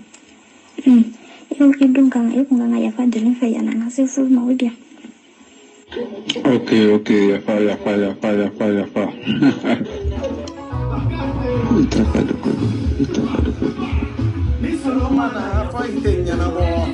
Bon, il y a confirmation d'année quoi. Ben fo yere ya confirmer ya ko deni nka ya fama parce que ay erreur minke deni nka ya fama ben fo yo confirmer debi kono deni mbolo bon aw kafri muso jugu malankolo kodo mbalu faso kuma sulu dew amuso na chew aw be bo ka fo ka be na ben fo suteni ninkanga ka fo be ta do ben fo na hakiliti anaka demseni anaka kalamaliya ci aw ni ala ci ni qur'ana doni be ben fo la na fo ko ben fo qur'ana kala ka fo mu ben fo na aw kanga kuma ni boxu kono wa non aw tara mogo mi yere defa o yere ya confirmer ka fo ko deni nka ya fama e bara minke amabbe mais aba fe ka deni furu ou bien aba fe deni nka ya fama ala kama kira kama ajotala mais aw wetla ka bo be ko fe ko be fo ya fama nyini ko manga gake mi horonya dambe be mi dani ambe na ka vocalu law voilà ambe na ka vocalu la sa ata voilà ayna ni la nyore fo sango problème do rebe Cédric mogo be dogolen be nunu de kofe mais ayna nunu lame na soro Cédric kuma kandete ni Cédric mamuru kuma kandete horonya kono aw ka tigenela dambe kono aw ka tigenela yere ma horonya kono yere wolo ya fana kono aw ka se ka tigenela quoi ayna nada parce que malika ka fo mesengana parce que kone bala abaka baraw de la donc ni ka prefu do de ira abaka baraw de la donc si tu ka inboxu kana message foshi bila kono afaka kan abi alamaden be soro ye nori comme deni tama marché abi fenga dore nyini kana donc ni bi kuma bi ni mogo che kana kuma muso chiffre inbox la kana kuma che chiffre inbox la ni ye mogo minga message na mogo be la ko abna fenke a essayer doron a ikika yoro adresse ou faida bana mais comme ka kuma musoko kuma situ musoko kuma ou fait ka bara ka kuma ni mogo bara ika bara tagabolo ka kana kuma ni mogo min be fe kana bara ki fe ika yo adresse dama na nana a la sisa il sait ka solution soro ya enregistrement ko ni fon o bi se ka nyini ya au moins ça tigi bi dofo ibi dofo mais ni kuma rambla par téléphone ta main quoi voilà. Voilà, nous de donna, jene nous de donna benfoka, ko benfoma, ko ni malinka ko kwa beta kana, ko ba yira ka foko, ko be prévenu de la, aw be retard la sa, aw nye de fosa. Ni nana bala warabala, ni ko ma ko ja, abe boli kata. mais n'a bolla kata ota ira ka fo ata ko lajere aba ko laje o de mashibai akani soro place de la bon aw nyan ko lajawla aw nana ka soro yende mais aw bolo aw ko ja aw tara de aw mataw aw be ka yela aw la de na tun tara aw be ni vocal ni soro wa jene eni ala che jene hakina nyuma be ela ko kodombe ela muso ya kono ko family be ela muso ya kono dambe kono hornya kono kaseka adamadow ladi kaseka adamadow konza nyuma di adamadow ma ni o de tie ben fo tara prison na be wallahi ben fo tunte soro prison e tunganga fara ben fo la ben fo tiela ambi de me ambe farika kan wori ambassa nanya ni wori sara watimi ibe continue ka ko were ufe me jija kana mo viole jene tunga ngiga barake ninke choko de la c'est ça la vérité mais ko ni malinga ko abeta kana wallahi ngalonto la ni lelenchi kima ko mbeta kana no fo itola isu oya suru antla la ela kabon parce que na antla la kabande amba fie ka fo ko mbeta kana ambeta janjo fo anyere ko ka donke ka faso laje ka faso dew laje ki ta choko laje hineni makari kono ka jamana laje amba fo kono ko jamana diga girni fembe laje lenye ma hinete da ona ma jamana kanu ma hinete sega do ona mami ma jamana dew bonya mami ka hera mase jamana dew ma dongo ambe boni ambi sama kanibla fa denkeneka jene aw malolente niyewa malolente niyewa kuma sulente niye isna muso nyana wa idew nyana ibalma nyana iteru nyana ibalma nyana kuma sulente niya aw ben fo fere prison ade dabara drone de be eku kabodoro kan isige réseaux sociaux soutien total et nafa de bola ni nafa tumbola jene mali be sederi be e soutenia o ila bo prison na ko inika molo balia ni kam malankola o bela itari sigi kay ya fanyini le président de la république bolo kay ya fanyini anga armée bolo kay ya fanyini malien den kelenkel na bela jelen bolo kelenkel nonte ani souteni ki souteni de pas kadi fois mandi fo labana nani ni bo malien dewna mais o sera ki labo prison na imi labo munde ilabo abora famo sagola wati mi dati mi fora o de ilabo ibado ka fo ye kojugu de ke kojugu sarate femere ya te wolo fo ila ni kojugu de ke bo ben fo ye kojugu de ke aw ma miri ni kona na aw taraw siyo kojugu kona na tu ka fa bo kojugu drone shuteni aw hakila ni ben fo minana aw manga kamine dia aw hakila ben fo dona prison aw manga ka do prison na de est-ce aw ba conséquence do folo aw taro ay video minke ninka avec problème de la sauma aw taro ay video minke ninka ka fo ko ben fo bara minke ko kanga gage aw taro sharia be ni contour la aw to kalama aw taro sharia be siga aw nomine comme ay ben fo nomine chukomi aw to kalama e baro jene sharia kanga en nomine e dani sharia kanga aw nomine aw fantasy senunu sharia kanga aw bela jele nomine kunjume de la ka dala aw ye mademe kojugu de ka ay fendure ke amanga kake o kojugu koni alendo anka sharia kono anka dambe na anka horonya kono a kojugu koni alendo anka adamadenya kono anka dine kono anka dinite kono mais aw boko de soutenir 100% ko kanga kake aw ni benfo jonde kanga do prison na sisa jonde kanga datu sisa jonde no kanga mine benfo mina ni ko fe sisa jene ayo jantaw yere la ay sabali aw kana kuma kadama temi aw kana kuma fena femi aw ta don parce que aw be kuma do fo obe bala were de la so ma conséquence ka jugun quoi ay ben fo defa ninka sharia kono aw no kanga mine ay ta rabadi nyinga aw ko ko rabadi droit de calare mais ta batti nyinga na sura aw no kanga mine obe na aw no manga kamine c'est pour cela que kima ki kana kuma depuis kuma na wati mina ka soutenir ya fiye ka fo ki ka dabla ima son ka dabla ben fo tagalen ko fe prison na tugu ibe ka giri suro ibora ki ka mana video ke jene etado ebe ka video munun ke ebe ka kuma munun fo kuma munun kanga ela do prison na eto kalama awa ichogodo ni mati krefe ki ladi de awa ni mati krefe ka hakil nyuma ndima ta hakil nyuma nyini mugola kana bo Facebook vi ana toko kama ka fo biti ka nyama do bola wallahi jene fembe dakadi la fo man ka fami ki datu mbo keleni fiye fembe dakada awla ambe kariya ka benfo bla mais billahi edani edene wallahi naw nyaw datu dongodo wallahi awte bo prison na odona parce que awye mari be de ton aw te parce que aw masira fienka aw no man ka fami aw masira papa ka aw sera ka munde ke man ka fami la rien aw masira fienka aw no donc na be kuma na awte kelen nyedo ay le leng sire ni nga kele ke chogola c'est très important yana aw ka engagé kata kuma fo kuma munu no bo la se prison na mali ambe de tay mati mam sani mali endenye mali kono awam sere min kanga boli be ka mali kono kelen de be bola aw fanaka suva aw ka to ya suva aka mali to suva aka mali sere bonya ani mali ende on ka hake ni ndronde do donc aw ka muloba ya kuma nunu ayaw ke chogodo aw yere kanado bien fo fana no fe prison c'est ça la vérité ni mali ende on to fa ne bo fa yere conséquence de ba ka kuma ina conséquence ba de bala parce que tu sais faut comme mami violé ko ye mami violé ko vraiment ko nyana no ti teska plainte do e kama e kunju menda ati be ska plainte do e kama c'est ça parce que avec la dignité peut-être chemi avec la dignité tient e de farlo cɛ ka pour que ko cɛ pousser ou bien ko cɛ yɛrɛ sara ou bien ko cɛ bila baara la pour que a ka se ka denni in ka dignité tiɲɛ e to kalama boy cogo do tribunal y'an bɛɛ de ta sariya kelen min bɛ an bɛɛ b'a dɔn dɛ an bɛɛ bɛ Mali dɔn comme aw b'a dɔn cogo min an bɛ Mali dɔn comme aw ka arrangement bɛ Mali dɔn cogo min dɛ a tɛ Mali sariya dɔn ka tɛmɛ anw kan dɛ k'a fɔ ani faamaw ka di non an ka relation ka bon ni arrangement de ka relation ye c'est ça la vérité anw ɲɛ tɛ cɛ la Mali kɔnɔ min ka relation ka bon ni le lynx ta ye wallahi billahi a tɛ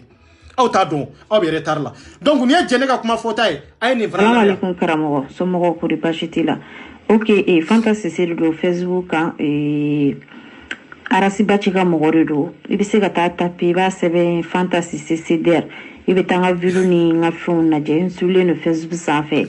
Binyi Malika ya bɔra ka video k'i kan Fimani fana ko k'a bɛ bɔ ka video k'i kan ka na enquêter CDR bɛɛ b'i kɔ jɛnɛ ko Chine a bɛ bɔ a b'i défense ta Dani bɛ bɔ k'i défense ta ne yɛrɛ fana bɛ bɔ k'i défense ta ka na enquêter foyi la foyi tɛ foyi k'i la ka na enquêter foyi la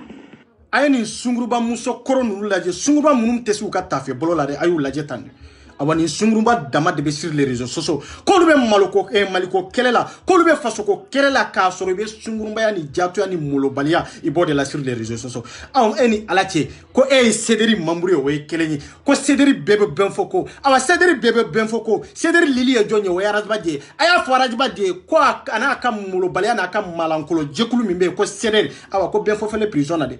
aw de ko Benfo Junior ko Sederi bébé ko awa n'aw bɛɛ b'a ko bi anw y'a datugu a yɛrɛ ka kuma ko je mange pas de quelqu'un awa bi a bɛ dɔrɔmi anw ka prison na a tɛ dumuni kɛ mɔgɔ bara nka bi a bɛ sunɔgɔ anw ka prison kɔnɔ c'est ça la vérité véritable foyi tɛ se k'o bali voilà i tɛ dumuni kɛ mɔgɔ bara Benfo mais i bɛ sunɔgɔ anw ka prison kɔnɔ bi violon mi bi i bɛ sunɔgɔ a kɔnɔ i n'i ka kɔlɔsi tɛ dɛ i n'i ka dulokiba tɛ dɛ awa i n'i ka kulusi fitini de bɛ si a kɔnɔ ani ka débradeur ino de be si a kono bi ka dala ye bara min ke manga ka ke c'est ça la vérité moriya to la de doni to la bon aw ko ko bebe Benfo ko Benfo tara prison na aw shimay ni ba yira aw na aw bena aw sigi sur les réseaux sociaux oui ambi soutenir nous ye ma défacer les réseaux sociaux a fu ye ku dabo la non te bi to choro katade ibi to mango ya malien do nyedo ibi to nega bo malien do na ibi to nega bo kanu pa ko made parce que hay mamunu bi fe mamunu ba fe ka hakilna nyuma ndima tugu no lutena nyogo fam a bella ba fe na fe mi e reta shido awa itisi ka fendla itisi ka fenyana bo awa har ni fenyana bo kadi Sederi na mamburuma wallahi nunu itisi ka foyi ke da baraba dronde da brava dro itisi ka mo defa aw ye nunu ye ka foko ko sans savoir une connaissance ka jonde défacer les réseaux sociaux amakio ate Sederi membre fenfe minna kata prison na iba kere soutien total ni min bora na nya chien fo min ga soutien total nyo de fosa Sederi muso be munu langolo be ne 24 bolo na manyina kuma ngore ne de yo fa isa ne laidu di muso baw de ma Sederi kono ngo muso munu no be sega boku kali corona la ite c'est ça c'est pour cela que sigilendo be Sederi mbe ka wati do kono pour que na soro harbi nu be sega boka kuma indemandi quoi ite seu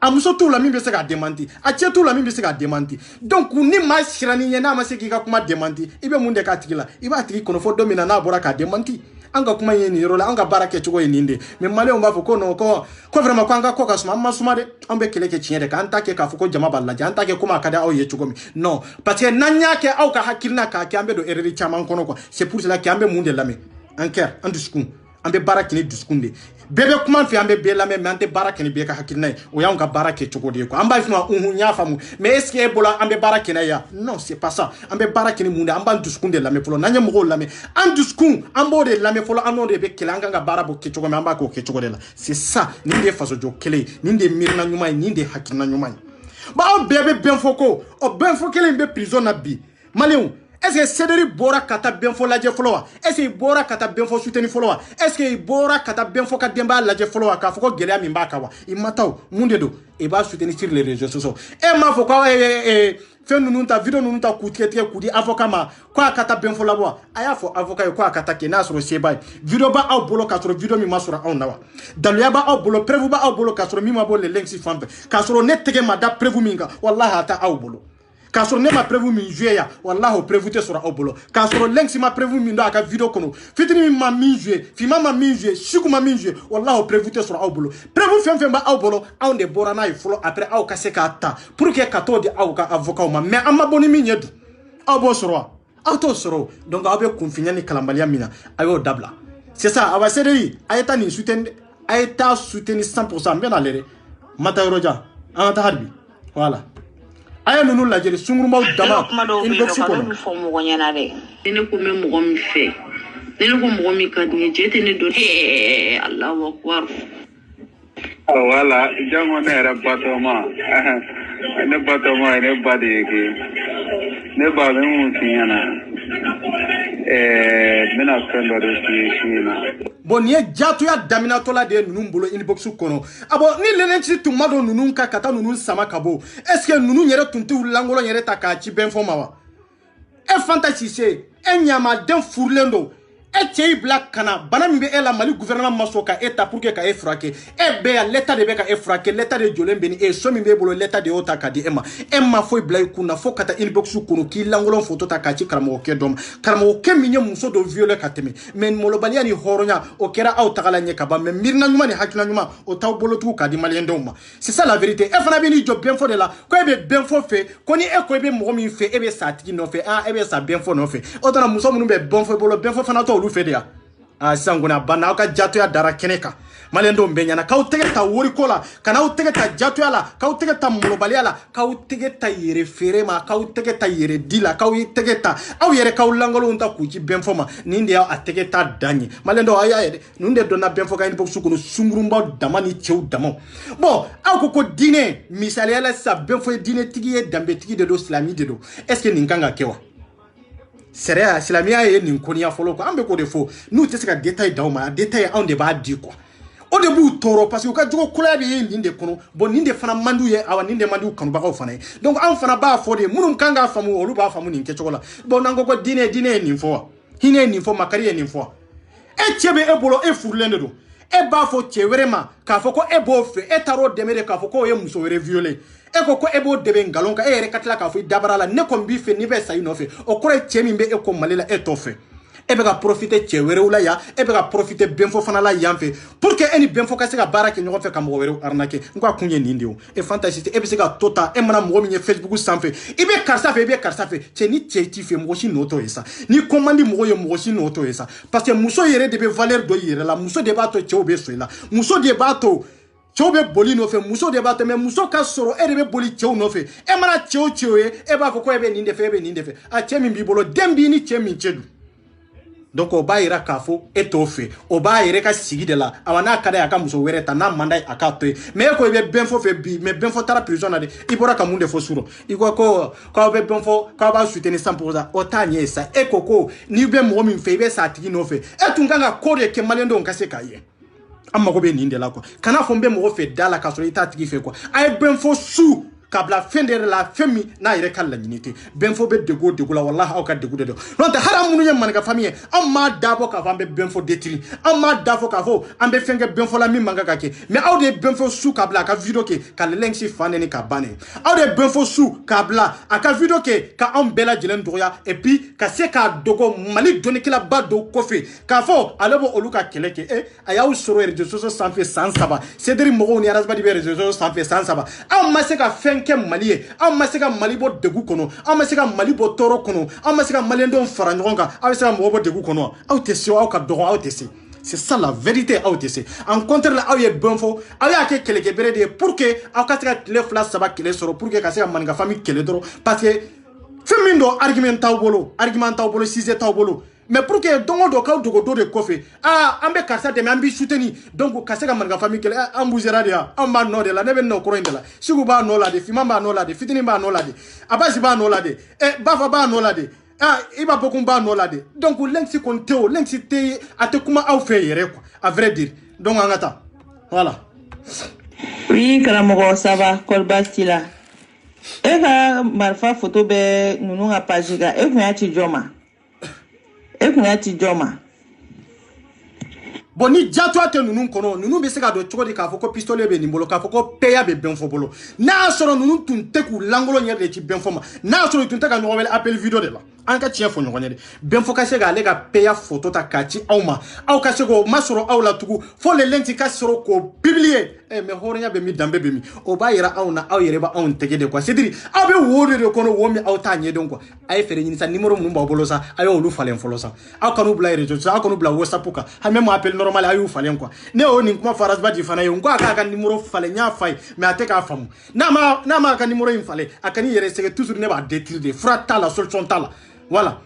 bɛn fɔ kam ni marafa ko in normalement faamaw kan ka ni marafa ko in kuma la wuli yen tugun quoi c'est ça la vérité pistolet bɛ peya bɛ e bolo papier t'a la sariya kɔnɔna e man kan k'a mara e kan k'a mara ni hakilina jumɛn ye o tuma e ye maa dɔ de ye maa qualité dɔ de ye jamana kɔnɔ ni e kan k'i yɛrɛ lakana wa faama minnu bɛ yen olu de bilalen don ka e yɛrɛ lakana hali n'i ma ɲa k'i yɛrɛ lakana pistolet de bɛ e bolo mais e ma taa papier dɔw la e ka mairie t'a kalama i bɛ commune min kɔnɔ olu t'a kalama e bɛ se ka dɔ faga n'a ye o e bɛ se k'a di dɔ ma ou bien k'a singa dɔ ma o bɛ se ka taa dɔ faga n'a ye ou bien o bɛ se ka taa kisɛ ti dɔ ma bon kisɛ ti caman bɛ Bamakɔ bɛn fɔ a bɛ se ka kɛ e yɛrɛ nɔ bɛ nin na parce que papier tɛ e ta in na mɔgɔ t'a kisɛ hakɛ dɔn mɔgɔ t'a dɔn fo kisɛ joli de b'i bolo ni a sanni ni bi cɛ i ye kisɛ joli de ti kisɛ joli de tunna mɔgɔ si tɛ nin dɔn n ko sariya sigilen don ka nin bɛɛ lakana de pistolet b'i bolo bon peya min bɛ e bolo sisan kisɛ joli de kan ka d'i ma kisɛ ninnu tira kun jumɛn de la a nɔ ye jumɛn ye sariya kan ka nin bɛɛ lakana k'a dɔn sariya kan ka nin bɛɛ sɛgɛsɛgɛ k'a dɔn bon e ka pistolet bɛ e bolo e bɛ commune min kɔnɔ olu t'a kalama o commune in kɔnɔ maa joli joli de bɔnna a nin na o commune in kɔnɔ maa joli joli de joginna a nin na o commune in kɔnɔ hali n'a ma k'o commune in kɔnɔ donc e bɛ ville min kɔnɔ Bamakɔ kɔnɔ kisɛ donna maa joli joli de la e t'a dɔn de ou bien i t'a tɛ yan c'est ça faamaw tɛ nin dɔn bon donc ni e minɛna nin bɛ e bolo a bɛ e bolo san joli sisan san joli kɔnɔna na tiɲɛni joli de kɛra nin bɛɛ ɲangata kan ka ta ka da bɛn fɔ kan a y'aw cogo dɔn dɛ n'aw b'a fɛ k'aw yɛrɛ coro an b'aw tɔ coro ka taa de n'aw t'a fɛ ka bɔ dingɛ kɔnɔ dɛ an b'aw tɔ digi ka taa de parce que aw tɛ sariya dɔn ka tɛmɛ anw kan aw tɛ droit dɔn ka tɛmɛ anw kan ni Badji a n'a ka molobaliya n'a y'a da don bɛn fɔ ka ni marifa ko in na ou bien bɛn fɔ ka ni prison don ko in na wallahi an b'ale don an b'a tɔ coron kata quoi a to de an b'a tɔ coro kata de parce que ale b'a dɔn bɛn fɔ bɛ ka min kɛ a man kan ka kɛ aw yɛrɛ bɛ ka min kɛ sur les réseaux sociaux o man kan ka kɛ donc o molobaliya kuma aw bɛ n'aw sigi k'aw fara ɲɔgɔn kan yan non Manika famille an lafiyalen don sa an bɛ yan an ka taa a ye bɛn fɔ la ne yɛrɛ jatigɛra fɔlɔ mun t'olu o se olu ka page sanfɛ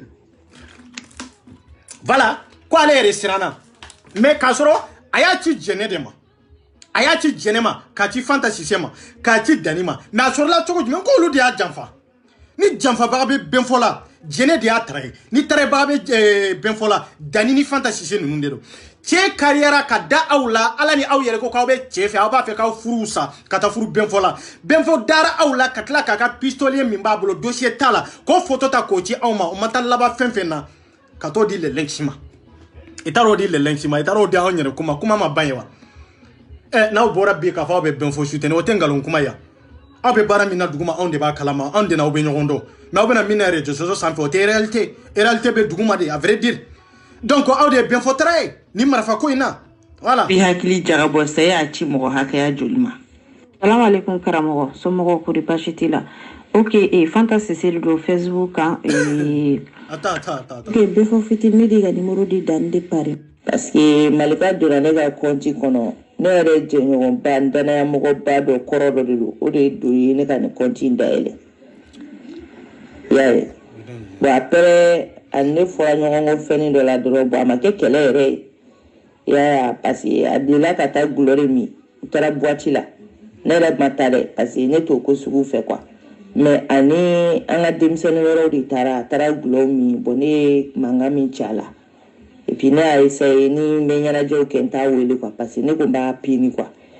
bon après bon a wele k'a ka a yɛrɛ ressaisi ja donna alcool min de la depuis o kɛra bon ne fɔra ɲɔgɔn kɔ quoi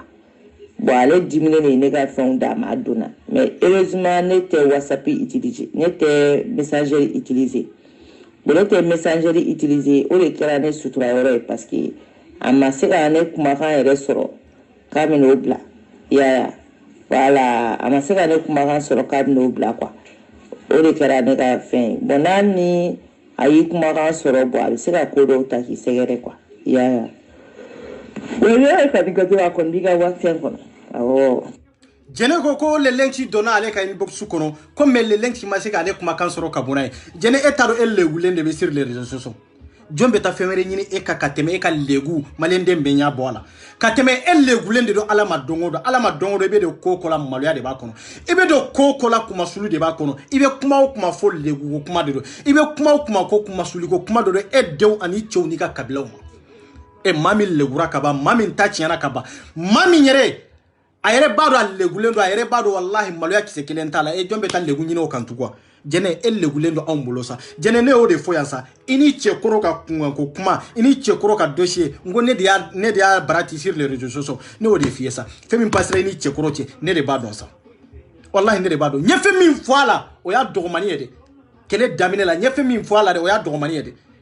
yo me I chogo don quoi I chogo do ne bea faso de kama niko aw be mauma detri ka sabu ke ngalonde wallahi te detri aw nyana ya parce que aw ka vie detri la kaba aw ka dignité detri la kaba aw ka hake reta aw bolo tugu pour que ka sega mo were ka hake la kana ka dama mais aw ba fe ka mo were ka hake mini ka dala aw ka hake o tachi yana kaba parce que mo te son tugu ka hake do ta ka da aw makamirna nyuma do ta ka da aw matugu ka da kunjumende ka malia tawla mirina nyuma tawla dambe tawla horonya tawla yere don tawla bo yere denta awla awni jombe sega je ka barake nyogon fe ka fo aw ka nyogo hakela tanga o be sega ke chogo jumena donc aw kelen de be barala aw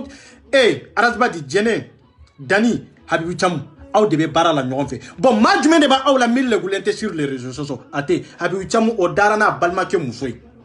o e maluya doy ay dani koni tew o minana sunya la folo momo ka bloki dani tara ka dani momo muso e katla ko ka bloki sunye kanana sur les réseaux kanani sigi ka mogo doya tubu o benana sur les réseaux sociaux e jene kele e tege tara sakila e fantasie kele tege tara sakila araba di minana muso woro flanche ni nyogonche ko filmer ko labo o minana sur les réseaux sociaux o bebe sur les réseaux sociaux legu jume de be mi mada awka o be siga o dogo jondo kefe ka fo aw bo tigi defa ko tigi fanatel legu ko ma o kechoko ngo yengalonde aw legulendo el legutigi ka fo ko kombe ma were deme pour que kana legu o kore de legu mi ba ale ka be no legu nyona de daika molo balia mi ba ale ka ani kuma sulu mi ba ale ka be to nyona de da e fanaka abe to kara nyona de la chema ni be ngombe ko kalama malien dona ni che fla bora araba di bora habi cham bora dani bora jene bora fanta senu bora nu idado mauma ka kola ni tafi ka legu ni tafi ka kunangoya afuma kwe ya faruma ala kama kira kama rebi yere defa ode ka hera ode ka bashigede wallahi ode ka hera ode ka bashigede wallahi mangata iba ke surprise ula de na sera mamna ka dume ba balula ba sasa ke ovetino wallahi fiteni barone je no comandis o mo le mo na o mo le do ida ba voilà ni dani de manganye ako journaliste ka ko manyu ko lube kuma do de do adama de unda nyore fa nku tege tara saki de kono c'est ça la vérité enfin manga famille na ngwa nyi mine de c'est ça la vérité bon eko ko journaliste ka sana aw yo parce que ben fo problème la aw de note eko ko journaliste be kuma do mo da me ngwa aw de kuma do ben fo da aw de ko ben fo ma boy ka le lenki fanini ambi soutenir 100% aw hakila aw be bo ka ngaro munu siri mo la o de tien non te tient Daniel Beboka sou moumeke erifla sabake comme ma kemenani beti la dani o te réalité ça réalité tient di mimbe fo kabona dalle o de tient rere amago bo de la quoi mais kan yisi sou moumé sans saba vocalu e harisi za ka vocalu tene boloya e harisi za ka sympathiser ngone ba kono di mais ne ya yira de ngone na fatala har na kanine sisa ni mbora video kono e ka sympathiser vocalu munu jigana sensa mbese ga be transférer groupe fem mbolo mais na fa jume de bala ajoro jume ne be malien dewni na fatala pour te dire que Kairi la halbi c'est comme on sensibiliser que c'est comme on la somali quoi que c'est comme mali kanu do mola c'est très important mais quand il boksu kono ta ota do duma ri oli rebe wole ratla ga do duma ayo te non o te chensa oli ke wole ratla ga do duma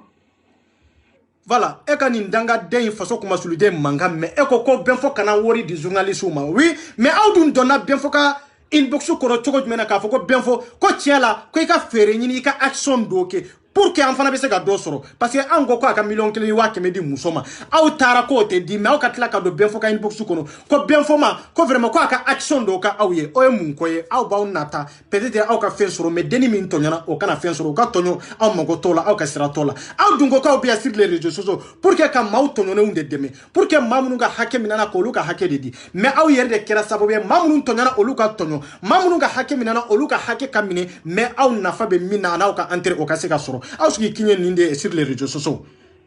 bon aw yaye ni ma saba mbetege tara inbox de kon wallahi billahi vocalu be munu majere mais vidéo in sera 1h30 minutes la balmaw ka fo horonya ni dambe kama amunu be lajella commentaire partager emeli ay horonya ate dafa na ma tiɲɛ de awa tiɲɛ te dafa fo ka lamini de ke awa lamini fana te ke fo ka kini hakili de awa ye le lenksi lamede wallahi billahi ay le lenksi lame le lenksi be fen fo tande do ngalon tala am be sika fili ka fen do fo erreur ba kono ou be ka fen do fo ka dabu dusu min bawna ani dusu min be siki parce que video live be ni ke choko de la mais le lenksi be min fo ay le lenksi lamede wallahi billahi na ma famille mi soro le lenksi tala abe maliti ka yerege ata antivisi soroy antivisi mi ka fo ko abe tien fa yo comme le lenksi ko abe sika tien fa yo comme le lenksi ka video kelaw ko abe sika faso kanu dawla comme man ka famille ko bi eperi awa onde mako be malien don na mali be fakile bakile awa mamru ya famu ka fo anga kele tien di ko horonya ba kono ko dambe ba kono awa mo ni be sika do man ka famille kono ni be sika do eperi kono da yelele mbie ne re ka numéro be 0666 80 43 07 na ango ko famille ango ko malide ne ma fonka du ma fonka famille ne ko malide e malende no be te malende ni awa eper la blalendo malende bela jileni mawma ni mali hamina ko de bila mawma do ko ni ko jugo nunu be ka kele ko de kadi e nunu ka kele amma go bila famille kono de voilà amma go bila famille kono de awa amma go ba bela jilena ayna famille kono tieni muso demsa ani mama koro ayna anga hakilna fala nyona munde be sega mali la avancer munde be sega ni ko jugu chama be ka ke mali kono munde be sega to nunu be sega kele ka banga jamana kono munde be sega tambala muso be sega lafia munde be sega to anga sora su dom be su ka hake soro munde be sega to anga sora su muso be sega lafia munde be sega to anga sora su be bali balanka sala ube jama ko sala ni ke choina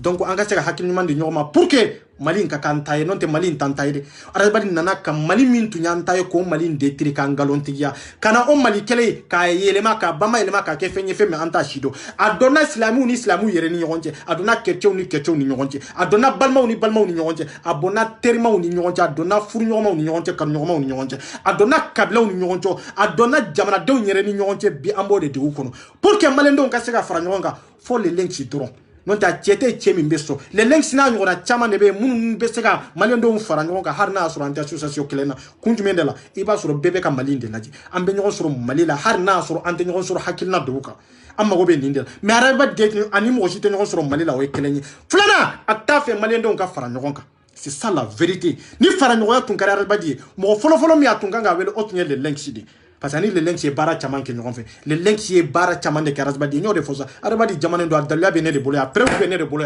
ibe boni beke me don na tawla nembenu la malia sur les réseaux sociaux c'est ça la vérité donc au cas où kawal mando foli mini dans la vidéo ingénieur madaba kama me ateta minko ateta okode me hakilna be hakilna kele tableau kele ala ka mali mbasigi ala ka mali nkantai harbi ala ka malendo ala kan kanu do nyogona anka mirina nyuma yere mali ka basigi anka mirina nyuma yere ni ko jugu femfembe akana mbalma muso sura akana mbalma ke uchoro bon anka la nyine nyinde amba nyine Allah subhanahu wa ta'ala fe anyire jogo fana kanye ka beno okuma kanu fotai c'est ça la vérité anka nyogon kanu maliende anka nyogon konya kasi hake dola parce que nanya nyogon konya kasi hake dola antisika nyogon kanu nandu ma nyogon kanu jamana kanu tisika douana pour que kasika nyogon kanu fanga jamana de laje quoi bon ni jugu ya tiara kasi hake dola abe mali joli kokuma mali hake kokuma mali kanu kokuma abo nege bo ambela jelena pour que on nege kana bo ambela jelena c'est dire anga nyogon kanu après kasika jamana kanu c'est très important anka be kado dakelen fe ka bo dakelen fe c'est très important ka fo ka walmando foli mini dantala lensiga soldat fitini minya ras 24 kambe wature merci beaucoup el alkhaï Solo vegana, bele vegana, solo vegana, nana mine nana vegana, solo vegana, safaka sapi vegana, solo idengana, bele vegana, mari de no jiki bena, champion vegana.